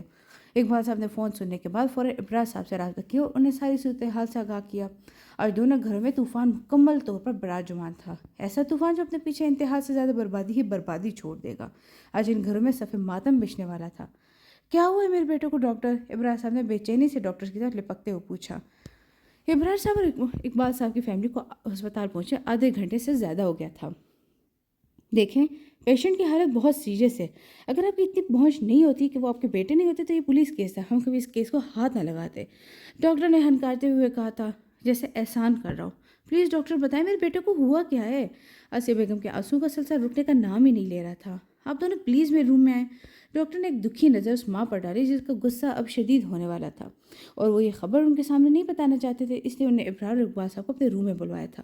دونوں ڈاکٹر کے پیچھے ان کے روم میں داخل ہوئے۔ آرام سے بیٹھ کریں، تسلی سے میری بات سنیں، ڈاکٹر صاحب نے کرسیوں کی طرف اشارہ کرتے ہوئے اپنے آپ کو نارمل کرتے ہوئے کہا۔ کیا ہوا ہے علی شاہ کو؟ ابراز صاحب نے اپنے آپ کو کمپوز کرتے ہوئے کہا تھا۔ دیکھیں، پیشنٹ کی حالت بالکل بھی ٹھیک نہیں ہے، ہمیں ان کا فوری طور پر آپریٹ کرنا ہوگا، ڈاکٹر صاحب نے ہمدردانہ لہجے میں کہا تھا۔ تو آپریشن کے بعد تو ٹھیک ہو جائے گا نا میرا بیٹا؟ ابراز صاحب کو ڈاکٹر صاحب کے لہجے سے اطمینان نہیں ہوا تھا۔ بات یہ ہے کہ آپ کے بیٹے کو گولیاں سینے کے دل کے قریب بہت زیادہ قریب لگی ہیں۔ آپریشن ہونے کے بعد ہوش میں آنے پر ہم ان کی زندگی کے بارے میں کچھ نہیں کہہ سکتے، ہمیں اس کو انڈر آبزرویشن رکھنا ہوگا۔ ڈاکٹر صاحب نے پوری بات تفصیل سے بتاتے ہوئے کہا تھا اور آپریشن کرنے کی اجازت چاہی، کیونکہ اس آپریشن میں خطرہ تھا۔ ڈاکٹر صاحب کی بات سن کر ابراز صاحب کو تو جیسے سانپ سونگھ گیا ہو۔ انہوں نے اقبال صاحب کی طرف دیکھا جو پہلے سے ان کی طرف تسلی و ہمدردانہ نظر سے دیکھ رہے تھے۔ آپ یہ بھی سمجھ لیں کہ اب علی شاہ چند ہی گھنٹوں کا مہمان ہے۔ डॉक्टर साहब ने मज़ीद बात बताई ताकि ये लोग को ऑपरेशन करने का फैसला जल्द से जल्द कर सकें। डॉक्टर साहब आप ऑपरेट की तैयारी करें प्लीज़, इकबाल साहब ने अपने हवासों पर काबू करते हुए कहा और इब्रार साहब को तसल्ली देते हुए कमरे से ले गए थे। बाहर मौजूद तमाम नफूस ने पूछा कि क्या हुआ, पर दोनों में से किसी की हिम्मत नहीं थी कि वो ये बता सके। अब अली चंद घंटों का मेहमान है। वफ़ा ने जब से वो मंजर देखा था, जब से ही बस आंखें फाड़ फाड़ के सबको देख रही थी। वो अभी तक कुछ भी बोलने से कासिर थी। वो क्या बताती कि ये सब क्या हुए, और ना ही अभी तक अली को हालत को देखते हुए किसी ने पूछा था। अली का ऑपरेशन हुआ 1 घंटा हो चुका था और अब उसे आईसीयू में ऑब्जर्वेशन पर रखा हुआ था। ये वक्त दोनों फैमिलियों पर बहुत भारी था। आसिया बेगम बार बार रोती हुई आईसीयू के दरवाजे तक जाती और अली शाह को दुनिया जहाँ से बेगाना अस्पताल के बिस्तर पर पट्टियों से जकड़ा हुआ देख रही थी। आखिर ये सब मेरे बेटे के साथ ही क्यों? आसिया बेगम ने आईसीयू के दरवाजे में मौजूद खिड़की में से अली शाह को अपने मुंह पर हाथ रखकर देखा था। अब उनके रोने में शिद्दत नुमाया थी और वो मुसलसल अपने रोने की आवाज़ का गला घोंट रही थी, मगर अब उनकी शिद्दत गम सर चढ़ रहा था। हौसला रखिए, वह अल्लाह ताला सब बेहतर करेगा। मिर्ज़ा बेगम ने आगे बढ़कर आसिया बेगम को सहारा देकर बेंच पर बैठाते हुए कहा। इस वक्त एक अली शाह ने अपने से जुड़े हर मोहब्बत के दावेदार रिश्ते को अस्पताल की दहलीज पर सोगवारी में ला खड़ा कर दिया था। इकबाल साहब बार बार अस्पताल के कॉरिडोर में बेचैनी से खड़े इब्रार साहब को दिलासा देते। इब्रार शाह आज कहीं से भी पहले वाले इब्रार शाह नहीं लग रहे थे, जो हर गुजरते घंटे में अली शाह से सुपर मार्केट का पूछते रहते थे, शेयर मार्केट का पूछते रहते थे, जिन्हें हमेशा फिक्र थी तो बस अपने कारोबार की, मगर आज उन्हें अपने कारोबार की ज़रा भी फिक्र नहीं थी। उन्हें कोई सरोकार नहीं था कि शेयर मार्केट से आज उन्हें कुछ गम नहीं था कि संबल ग्रुप ऑफ कंपनी दिन रात कितनी तरक्की कर रही है। आज उन्हें बस अपने बेटे की फिक्र थी। अली शाह की हालत का गम था। उन्हें आज बस अपने बेटे की सलामती से सरोकार था। वो इस शख्स को भी अपने बेटे की जान के सदके माफ़ कर देना चाहते थे, जिसके वजह से आज अली शाह इस हाल में पहुंचा था। अहमद भी अस्पताल पहुंच गया था और काफ़ी देर से वक्त की इस तब्दीली को हसास होते हुए देख रहा था। उसे अली के ऑपरेशन को कुछ देर पहले ही पता चला था और वो इस मुंह अंधेरी रात में अपने दोस्त की खातिर इसके लिए दुआएं मांग रहा था। अहमद और इकबाल साहब मिलकर इब्रार साहब का हौसला बढ़ाने की कोशिश करते, जबकि दूसरी तरफ रात के इस पहर में अस्पताल के कॉरिडोर में से एक बच्ची अपने भाई के लिए आंसू बहा रही थी, जोर कतार रो रही थी। मिर्ज़ा बेगम कुछ संभल को तसल्ली देती तो कभी आसिया बेगम को दिलासा देती, उसके अलावा उनके अख्तियार में शायद कुछ भी नहीं था। और वफ़ा, वो तो बस खामोशी से एक कोने की कुर्सी पर बैठी दिल ही दिल में मातम कर रही थी। काश ये सब कुछ ना हुआ होता। डॉक्टर साहब प्लीज़ आप हमें अली शाह से मिलने दें। एक बाप ने हाथ जोड़कर मिन्नत की थी। अच्छा सिर्फ कोई एक मिल ले। इब्रार साहब के लहजे में ऐसा डर था कि वो उन्हें मिलने से रोक नहीं पाए थे। शुक्रिया डॉक्टर, वो ये कहते ही आईसीयू की दरवाजे की तरफ लपके। इससे पहले के अंदर जाते आसिया बेगम बीच में ही रास्ता रोक कर खड़ी हो गई थी। मुझे जाना है, ये मेरी ख्वाहिश है, प्लीज़ मुझे मेरे बेटे से मिलना है। आसिया बेगम ने सर झुकाकर रोते हुए कहा था। नहीं आसिया, आज मुझे मेरी ख्वाहिश पूरी कर लेने दो। एक बाप को मत रोको। ज़रूरत की वजह से पहले ही मैं बहुत वक्त अकेले गुजार चुका हूँ, अब और दूरियाँ नहीं बस। इब्रार साहब ने दोनों की बंधी काली पट्टी उतार दी थी और आसिया बेगम की ममता इब्रार साहब के जज्बे के आगे कमज़ोर हो गई थी। वो खामोशी से अपने आंसू साफ करते कोने में हो गई थी। इब्रार साहब ने आईसीयू का दरवाज़ा खोला। सामने बेटे की हालत देखकर दहल गए थे वो। खूबसूरत गोरी रंगत पर बड़ी बड़ी शहसी आंखों वाले नौजवान की ज़िंदगी फ़कत चंद 4 घंटों में कहाँ से कहाँ आ गई थी। आज वो अस्पताल के बेड पर बेहिस्सो हरकत पड़ा था। इब्रार साहब अली शाह के सामने बैठकर रोने लगे थे। आज एक बाप की फरियाद थी। हर गुजरते वक्त के साथ इब्रार साहब के रोने में तेज़ी आती रही। आज उन्हें मलाल था कि उन्होंने अपना कीमती वक्त दौलत जैसे हकीर शे के पीछे लुटाया था। बस वो रो रो कर ज़िंदगी से आज एक और मौका मांग रहे थे कि अपनी इस गलती को वो मदावा कर सके, मगर शायद ज़िंदगी हर एक को मौका नहीं देती है। इब्रार साहब के मुसलसल रोने से अली के बेहिस वजूद में हरकत हुई थी। उसने आखिरी बार आंखें खोली थी, अपने बाप को अपने लिए रोता देखा था। बाबा, अली ने अपने मुंह से ऑक्सीजन माउथ उतार दिया था क्योंकि वो जानता था ये उसका आखिरी वक्त है। बेटा डॉक्टर। इब्रार साहब ने फ़ौरन डॉक्टर को आवाज़ देनी चाहिए, जिस पर अली ने उनका हाथ पकड़ लिया और सर नफ़ी में हिलाया। आज मेरे बाबा मेरे पास है, मुझे किसी की ज़रूरत नहीं है, अली ने रुक रुक कर कहा था। इब्रार साहब ने अली के आगे माफ़ी मांगने के लिए हाथ जोड़ दिए थे, जिनको अली ने मोहब्बत से नीचे कर दिया था। तुम ठीक होकर आ जाओ, तुम्हारी ये हालत करने वाले को मैं छोड़ूंगा नहीं, तुम खुद उससे बदला ले लेना, उन्होंने अली का हाथ थामते हुए कहा। इब्रार साहब को बेटे की आंखें खुली देखकर अपना हौसला पस्त होता हौसला वापस मिलने लगा था। नहीं बाबा, मेरी तो ये आखिरी मुलाकात है और आप वादा करें किसी से बदला नहीं लेंगे। अली ने अपने बाप को आज पहली और आखिरी बार अपने इतने पास इतनी फिक्र करते हुए देखा था। चुप हो जाओ अली, प्लीज़ ऐसी बातें मत करो, इब्रार साहब ने रोते हुए अपने मुंह पर हाथ रखकर कहा। अली की बात पर इब्रार साहब पूरी तरह दहल गए थे। आज बोलने दे मुझे, ये मेरी आखिरी मुलाकात है बाबा, अब बदले लेने में नहीं लगेंगे। हम पहले बहुत कुछ होते हुए भी खुशियों से महरूम थे, अब और बदला लेने में ज़िंदगी के बेहतरीन लम्हात को ज़ाया नहीं करेंगे। मेरे जाने के बाद आप एक खुशगवार ज़िंदगी गुजारिएगा प्लीज़, ये मेरी ख्वाहिश है। मामा और संबल को भरपूर वक्त दीजिएगा। آپ نے آج دیکھ لینا کہ دولت سے خوشیاں نہیں خرید سکتے. آج تک آپ دولت جمع کرتے آئے مگر میرے جانے کے بعد آپ ماما اور سنبل کے لیے اپنے لیے خوشیاں جمع کریے گا. خوش رہیے گا، یہ میری آخری خواہش ہے. علی بولتے ہوئے رو رہا تھا مگر آخری جملہ بولتے ہوئے علی کی سانسیں اکھڑ گئی تھی. سانس لینے میں دشواری اب اور بڑھ گئی تھی. ابرار صاحب فوراً ڈاکٹرز کو بلانے کے لیے آگے بڑھ گئے تھے. علی نے ان کا ہاتھ پکڑ لیا تھا. آپ وعدہ کریں پلیز. علی نے رکتی سانسوں کے ساتھ اپنا ہاتھ ابرار صاحب کے آگے بڑھا دیا تھا. ہاں بیٹا، میں وعدہ کرتا ہوں. ابرار صاحب نے عجلت میں کہا اور ڈاکٹرز کو بلانے لگے. علی کا ایک ہاتھ ان کے ہاتھوں میں تھا اور ڈاکٹرز علی کی زندگی کے لیے کوشاں تھے کہ جب علی کے وجود نے آخری حرکت لی تھی اور ہمیشہ کے لیے جہان چھوڑ کر چلا گیا تھا. سب ڈاکٹرز ایک لمحے کے رکے تھے. پھر ایک ڈاکٹر ہمت کر کے آگے بڑھے اور علی کی سانسیں چیک کی اور پھر بولے. صحیفے خشک ہو گئے، قلم لپیٹ دیے گئے اور ہر ایک کی تقدیر لکھ دی گئی لحد سے ہی. یہ کہہ کر ڈاکٹر نے اس کی آنکھیں ہمیشہ کے لیے بند کر دی. ابرار صاحب یہ سنتی زمین پر بیٹھتے چلے گئے. ایک ماں کے رونے اور بہن کی چیخوں سے پورا ہسپتال گونج رہا تھا اور بس انہیں تسلیاں دی جا رہی تھی. پوری رات یاسر عثمان کی ڈگمگا رہی تھی. وہ یہی سوچ سوچ کر خوفزدہ ہو رہا تھا کہ علی کا کہیں مر ہی نہ جائے. وہ کتنا بھی بدتمیز آوارہ یا فلرٹی صحیح مگر اس نے کبھی کسی کی جان نہیں لی تھی. یاسر بیٹھ کے کنارے گھٹنوں میں منہ دیے بیٹھا تھا. سامنے ٹی وی پر بے آواز چلتی بریکنگ نیوز پہ پڑی. مشہور سنبل گروپ آف کمپنی کے آنر ابراہیم شاہ کے صاحبزادے علی شاہ کو کسی نے گولیوں کی تاب نہ لا سکے اور کل آدھی رات میں اس دنیا سے رخصت ہو گئے. اینکر بول رہے تھے یاسر کا دل چاہا کہ ابھی زمین پھٹے اور وہ اس میں سما جائے. اس اپنی غلطی پر شدت سے ندامت تھی مگر اب کیا ہو سکتا تھا. جانے والا تو چلا گیا تھا. وہ بہت اچھی تھی، اسے میں نے سنبھال کر رکھا ہے. میں نے اسی کے ساتھ ایسا کیا، اسی کی خوشیاں چھین لی. آج اس سے جڑے ہر رشتے کو دکھ دے دیا میں نے. یاسر نے تقریباً روتے ہوئے وفا کے خیال میں کہا تھا. علی اس کی خوشی تھی. یاسر اپنے بالوں کو نوچے زور زور سے چیخ چیخ کر کہہ رہا تھا. یاسر آج پاگل ہو رہا تھا. اسے کچھ سمجھ نہیں آیا تھا کہ یہ اسے کیا کر دیا ہے. اپنے ہاتھوں سے اپنے غصے کے آگے مجبور ہو کر اپنے عشق کی خوشیاں تباہ کر دی. اسے اپنی زندگی سے نفرت محسوس ہو رہی تھی. علی کا صدمہ گہرا تھا. سبھی ایک دوسرے کو دلاسا اور تسلی دیتے مگر وہی ابراہیم صاحب کی تو جیسے قوت گویائی کسی نے چھین لی ہو. انکل میں کفن دفن کا انتظام کرتا ہوں. احمد نے کافی دیر بعد رنج و غم کے عالم میں ابرار صاحب کو سہارا دے کر اٹھایا تھا. ابرار صاحب کو تو دنیا ہی بدل ہوئی لگ رہی تھی. اقبال صاحب اور احمد کے دلاسے دینے پر وہ پہلی بار کچھ بولے تھے اور پھر کچھ دیر بعد سب سے ملوانے کے بعد علی کی میت کو سرد خانے پہنچا دیا گیا تھا. سب انتظام ہو گیا نا؟ تیار ہونا. پھر احمد نے مسکراتے ہوئے کسی سے فون پر کہا تھا. جی بالکل. دوسری طرف سے جواب دیتے ہوئے ہنسنے کی آواز بھی آئی تھی. Let's go. یہ کہتے ہوئے احمد میت کو دھکیلتا ہوا سرد خانے کے دروازے سے باہر نکلا تھا. پورے گھر میں سفید چاندیاں بچھی ہوئی تھی. ابھی تو اس کی زندگی شروع ہوئی تھی. ابھی تو اس نے اپنی زندگی میں کوئی خوشی بھی نہیں دیکھی تھی کہ وہ اس دنیا سے رخصت ہو گیا. میں بہت بدقسمت بات ہوں کہ اپنے جوان بیٹے کی میت اٹھا رہا ہوں. ابراہیم صاحب لاؤنج کے بیچوں بیچ کھڑے اپنی قسمت کو رو رہے تھے. انہیں افسوس ہوا تھا کہ علی کی زندگی میں خود کو بدل نہیں پائے تھے. علی نے خود مرتے ہوئے ابراہیم صاحب کو جینے سکھا دیا تھا. دولت سے سب کچھ حاصل نہیں کیا جا سکتا. نہیں بابا، میری تو یہ آخری ملاقات ہے اور آپ وعدہ کریں کہ اس سے بدلہ نہیں لیں گے. آج بولنے دیں مجھے. ہم پہلے ہی سب کچھ ہوتے ہوئے بھی خوشیوں سے محروم تھے. اب آپ ایک اور بدلہ لینے میں زندگی کی بہترین لمحات کو ضائع نہیں کریں گے. میرے جانے کے بعد آپ ایک خوشگوار زندگی گزاری گے. پلیز، یہ میری خواہش ہے. ماما اور سنبل کو بھرپور وقت دیجیے گا. آپ نے دیکھ لینا کہ دولت سے خوشیاں نہیں خرید سکتے. آج تک آپ دولت جمع کرتے آئے مگر میرے جانے کے بعد آپ ماما اور سنبل کے لیے اپنے لیے خوشیاں جمع کر دیجیے گا. ابراہیم صاحب علی کے آخری الفاظ یاد کر کے رو رہے تھے. یہ الفاظ بار بار ابراہیم صاحب کے کانوں میں گونج رہے تھے. انکل بات سنیں. احمد نے ابراہیم صاحب کے پاس جا کر نہایت کنفیوز ہوتے ہوئے کہا. جی. ابراہیم صاحب نے اپنے آنسو صاف کرتے ہوئے جواب دیا تھا. انکل وہ ایک علی کی میت. احمد نے درس اپنا جملہ ادھورا ہی چھوڑ دیا تھا. کیا ہوا؟ صاف صاف بتاؤ.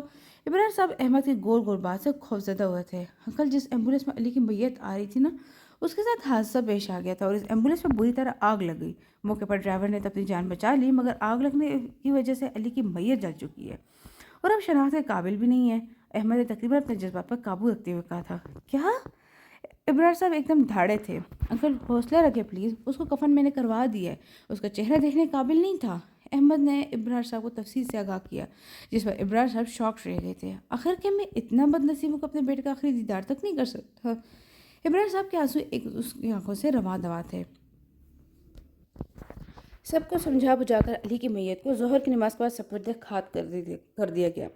آسیہ بیگم سنبل سب علی کو دیکھنے کے لیے مچل رہی تھی. ان دونوں کو بہت مشکل سے مرزا بیگم نے سنبھالا تھا کیونکہ ابرار اور اقبال صاحب نے میت کا آخری دیدار کیا تھا اور وہ پہچان میں ہی نہیں آیا تھا. کوئی کہہ ہی نہیں سکتا تھا کہ یہ علی کی میت ہے. اس حد تک جلی ہوئی تھی وہ میت. اس بھیانک رات کا راز صرف 3 لوگ جانتے تھے. یہ رات کیسی طوفانی رات تھی. ایک ہی جھٹکے میں سب کچھ لے گئی تھی. ان تینوں میں سے کوئی نہیں جانتا تھا کہ اب سب اس کا کیا انجام ہوگا. بس وہ ساتھ دیتے کسی کی خوشی کی خاطر. وفا کہاں ہے؟ اقبال صاحب نے کھانے کی میز پر وفا کو موجود نہ پا کر کہا۔ 4 دن ہو گئے وہ اپنے کمرے بند ہی رہنا پسند کرتی ہے۔ مرزا بیگم نے میز کی طرف بے دلی سے قدم بڑھاتے ہوئے کہا تھا۔ دکھ بہت ہوگا نا، اس کو آخر دوست تھا علی شاہ وفا کا۔ اقبال صاحب کی آنکھوں میں افسوس واضح تھا۔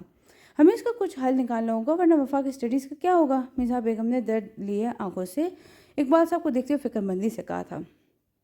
میں کچھ کرتا ہوں، اقبال صاحب نے پرسوچ انداز میں کہا تھا اور کمرے میں چلے گئے تھے۔ مرزا بیگم بس اقبال صاحب کو دیکھتی ہی رہ گئی، جیسے کہہ رہی ہوں جلدی کیجیے اس سے پہلے کہ وفا کو مستقبل تاریک ہو جائے۔ ہر وہ شخص جو آپ کی زندگی میں قدم رکھتا ہے اس کے آنے کا کوئی نہ کوئی سبب ہوتا ہے۔ کچھ لوگ بولنا، لکھنا، پڑھنا اور سوچنا سکھا جاتے ہیں، کچھ لوگ چلنا سکھا جاتے ہیں اور کچھ لوگ محبت کرنا سکھا جاتے ہیں، کچھ لوگ محبت نبھانا اور کچھ لوگ اعتماد کرنا سکھا جاتے ہیں، کچھ لوگ راستہ دکھا جاتے ہیں، کچھ لوگ صبر کرنا سکھا دیتے ہیں تو کچھ لوگ شکر کرنا، کچھ لوگ امید دے جاتے ہیں اور کچھ ہمت، کچھ لوگ خواب دیکھنا اور کچھ لوگ انہیں خوابوں کو پورا کرنے کا حوصلہ دے جاتے ہیں، اور کچھ لوگ زندگی بھر کے لیے سبق دے جاتے ہیں کہ زندگی کتنی چھوٹی ہے جس کی ہمیں قدر ہی نہیں ہے۔ ہم اس انمول زندگی کو بیکار کاموں میں صرف کر دیتے ہیں۔ اگر کوئی مرنے والے سے زندگی کی قیمت پوچھے تو اسے یہ زندگی کی رنگینی میں اپنا وقت لگانا بالکل بے مول لگے۔ وفا کی آنکھوں سے ایک آنسو گر کر قالین میں جذب ہو گیا تھا۔ وفا چلتی ہوئی کھڑکی کی جانب واپس اسی پوزیشن میں کھڑی ہو گئی تھی، واپس روز کی طرح جانے والے کے انتظار میں۔ اپریل کے دن بھی نا کتنے عجیب ہوتے ہیں، جب پھول کھلتے ہیں دل مرجھانے لگتے ہیں، کچھ پچھڑے لوگ یاد آنے لگتے ہیں۔ یوں تو بھری بہار میں ہر طرف خوشبو ہوتی ہے، دل کو نہ جانے کس کی جستجو ہوتی ہے۔ جب بھی یہ مہکی فضائیں آتی ہیں گزرا وقت یاد دلاتی ہیں، جو ہر طرف کے گل کھلے ہوتے ہیں دل میں یادوں کے نشر چب ہوتے ہیں۔ کون کہتا ہے کہ بہاریں خوشیاں لاتی ہیں؟ یہ تو اداسیوں سے دامن بھر جاتی ہیں۔ تو لاکھ سمجھ کے تیرے جانے سے کوئی خوش ہوگا یا اس کو کوئی غم ہوگا؟ کچھ لوگ کی محبت خاموش ہوتی ہے، جس کو وہ چاہ کر بھی دکھا نہیں سکتے یا اظہار نہیں کر سکتے۔ وفا کی سوچوں کا احساس اقبال صاحب کے کمرے میں داخل ہونے سے ٹوٹا تھا اور پھر وفا نے تیزی سے اپنے آنسو صاف کیے تھے کہ کہیں بابا ہی نہ دیکھ لیں۔ بابا اب اس وقت کوئی کام تھا تو مجھے بلا لیتے، وفا نے آگے بڑھ کر تابیداری سے کہا۔ بہت سارے کام ایسے ہوتے ہیں جو ہمیں خود کرنے ہوتے ہیں، اقبال صاحب نے معنی خیز انداز میں کہا، کیونکہ ان سے وفا کے آنسو پوشیدہ نہیں تھے، جس کے جواب نے وفا صرف انہیں دیکھ کر ہی رہ گئی تھی۔ بیٹا جس کو جاننا تھا نا وہ چلا گیا ہے، تم بھی اب آگے بڑھو، اقبال صاحب نے وفا کو سمجھانے والے انداز میں کہا تھا۔ اب کی بار وفا منہ نیچے کی بے آواز رو رہی تھی۔ ادھر دیکھو میری طرف وفا، اقبال صاحب نے پیار سے کہتے وفا کا چہرہ اوپر کیا تھا۔ چہرہ آنسو سے بھیگا ہوا تھا، آنکھوں کی ڈوری لال ہو چکی تھی۔ چپ ہو جاؤ، انہوں نے بلکتی وفا کو پیار کرتے ہوئے کہا تھا۔ وہ وفا کو روتے ہوئے نہیں دیکھ سکتے تھے، بس خاموش۔ اقبال صاحب مسلسل وفا کو چپ کروا رہے تھے۔ میری بیٹی تو بہت بہادر ہے نا؟ اقبال صاحب بالآخر وفا کو چپ کروانے میں کامیاب ہو گئے تھے۔ نہیں بابا، میں بالکل بھی بہادر نہیں ہوں، وفا نے اپنے آنسو زدہ چہرے کو ہاتھوں سے صاف کرتے ہوئے کہا۔ اب بہت بہادر ہے، میں نے آپ کا ایڈمیشن مانچسٹر کی بہت بڑی یونیورسٹی میں کروا دیا، اب وہاں پڑھنا چاہتی تھی نا؟ اقبال صاحب نے اپنی طرف سے وفا کو بہت بڑی خوشخبری دی تھی۔ اقبال صاحب جانتے تھے کہ وفا کا خواب تھا مانچسٹر یونیورسٹی میں پڑھنا۔ وہ کبھی وفا کو اتنی دور خود سے الگ نہیں بھیجتے، مگر ابھی اس وقت وفا کا پاکستان سے دور، اس ماحول سے دور جانا ہی بہتر تھا۔ لہٰذا انہوں نے وہاں وفا کا داخلہ کروا دیا تاکہ وفا کے دماغ سے علی کی سے جڑی ہر یاد نکل جائے۔ اچھا، آپ مجھے بھیجیں گے خود سے اتنی دور پڑھنے؟ وفا نے بے یقینی سے پوچھا تھا۔ کیا کرے، بعض اوقات دل نہیں چاہتا جو کام کرنے کا، اسی میں سب کی بھلائی ہوتی ہے، اقبال صاحب نے ایک ٹھنڈی سانس خارج کرتے ہوئے کہا۔ وفا بس اپنے بابا کو دیکھتی ہی رہ گئی۔ یہ سب ان کے لیے بہت بڑا فیصلہ تھا، وفا جانتی تھی۔ کل سب تیاریاں مکمل کر کے رکھنا، پرسوں کی فلائٹ ہے۔ اقبال صاحب نے پلین کی ٹکٹ وفا کے ہاتھ میں تھماتے ہوئے کہا۔ وفا کے سر پر شفقت سے ہاتھ پھیرتے ہوئے وہ چلے گئے تھے۔ اقبال صاحب کے جانے کی کافی دیر بعد وفا اسی پوزیشن میں بیٹھی رہی، پھر کسی خیال کے تحت اٹھے اپنے الماری سے علی کے دیے ہوئے گفٹ نکال کر بیڈ پر لا کر بیٹھ گئی تھی۔ ان باکس میں سے ایک نہایت خوبصورت گھڑی رکھی ہوئی تھی۔ وفا کو گھڑی پہلے کہیں دیکھی لگ رہی تھی۔ گھڑی کے ساتھ ایک پرچہ بھی رکھا ہوا تھا۔ وفا نے وہ پرچہ نکال کر پڑھنا شروع کر دیا تھا۔ اس میں لکھا تھا، اس جیسی نہ صحیح مگر بلیک ہی لے لیے، اگر پسند نہ آئے تو میری پسند سمجھ کر رکھ لیجیے گا۔ ایک دن شاپنگ کے دوران وفا نے ماما سے گھڑی لینے کو کہا تھا تو وہ پہلے ہی بک کر چکی تھی۔ اس دن وفا کو ایسا محسوس ہو رہا تھا کہ جیسے ان کو کوئی فالو کر رہا ہو، تو وہ علی ہی تھا۔ وفا نے پرچے کو لپیٹے خود کلامی کی تھی۔ اسے وہ دن یاد آ رہا تھا جب علی کا بار بار اسے مڑ کر چور نظر سے دیکھنا اور پھر منہ ادھر ادھر کر لینا۔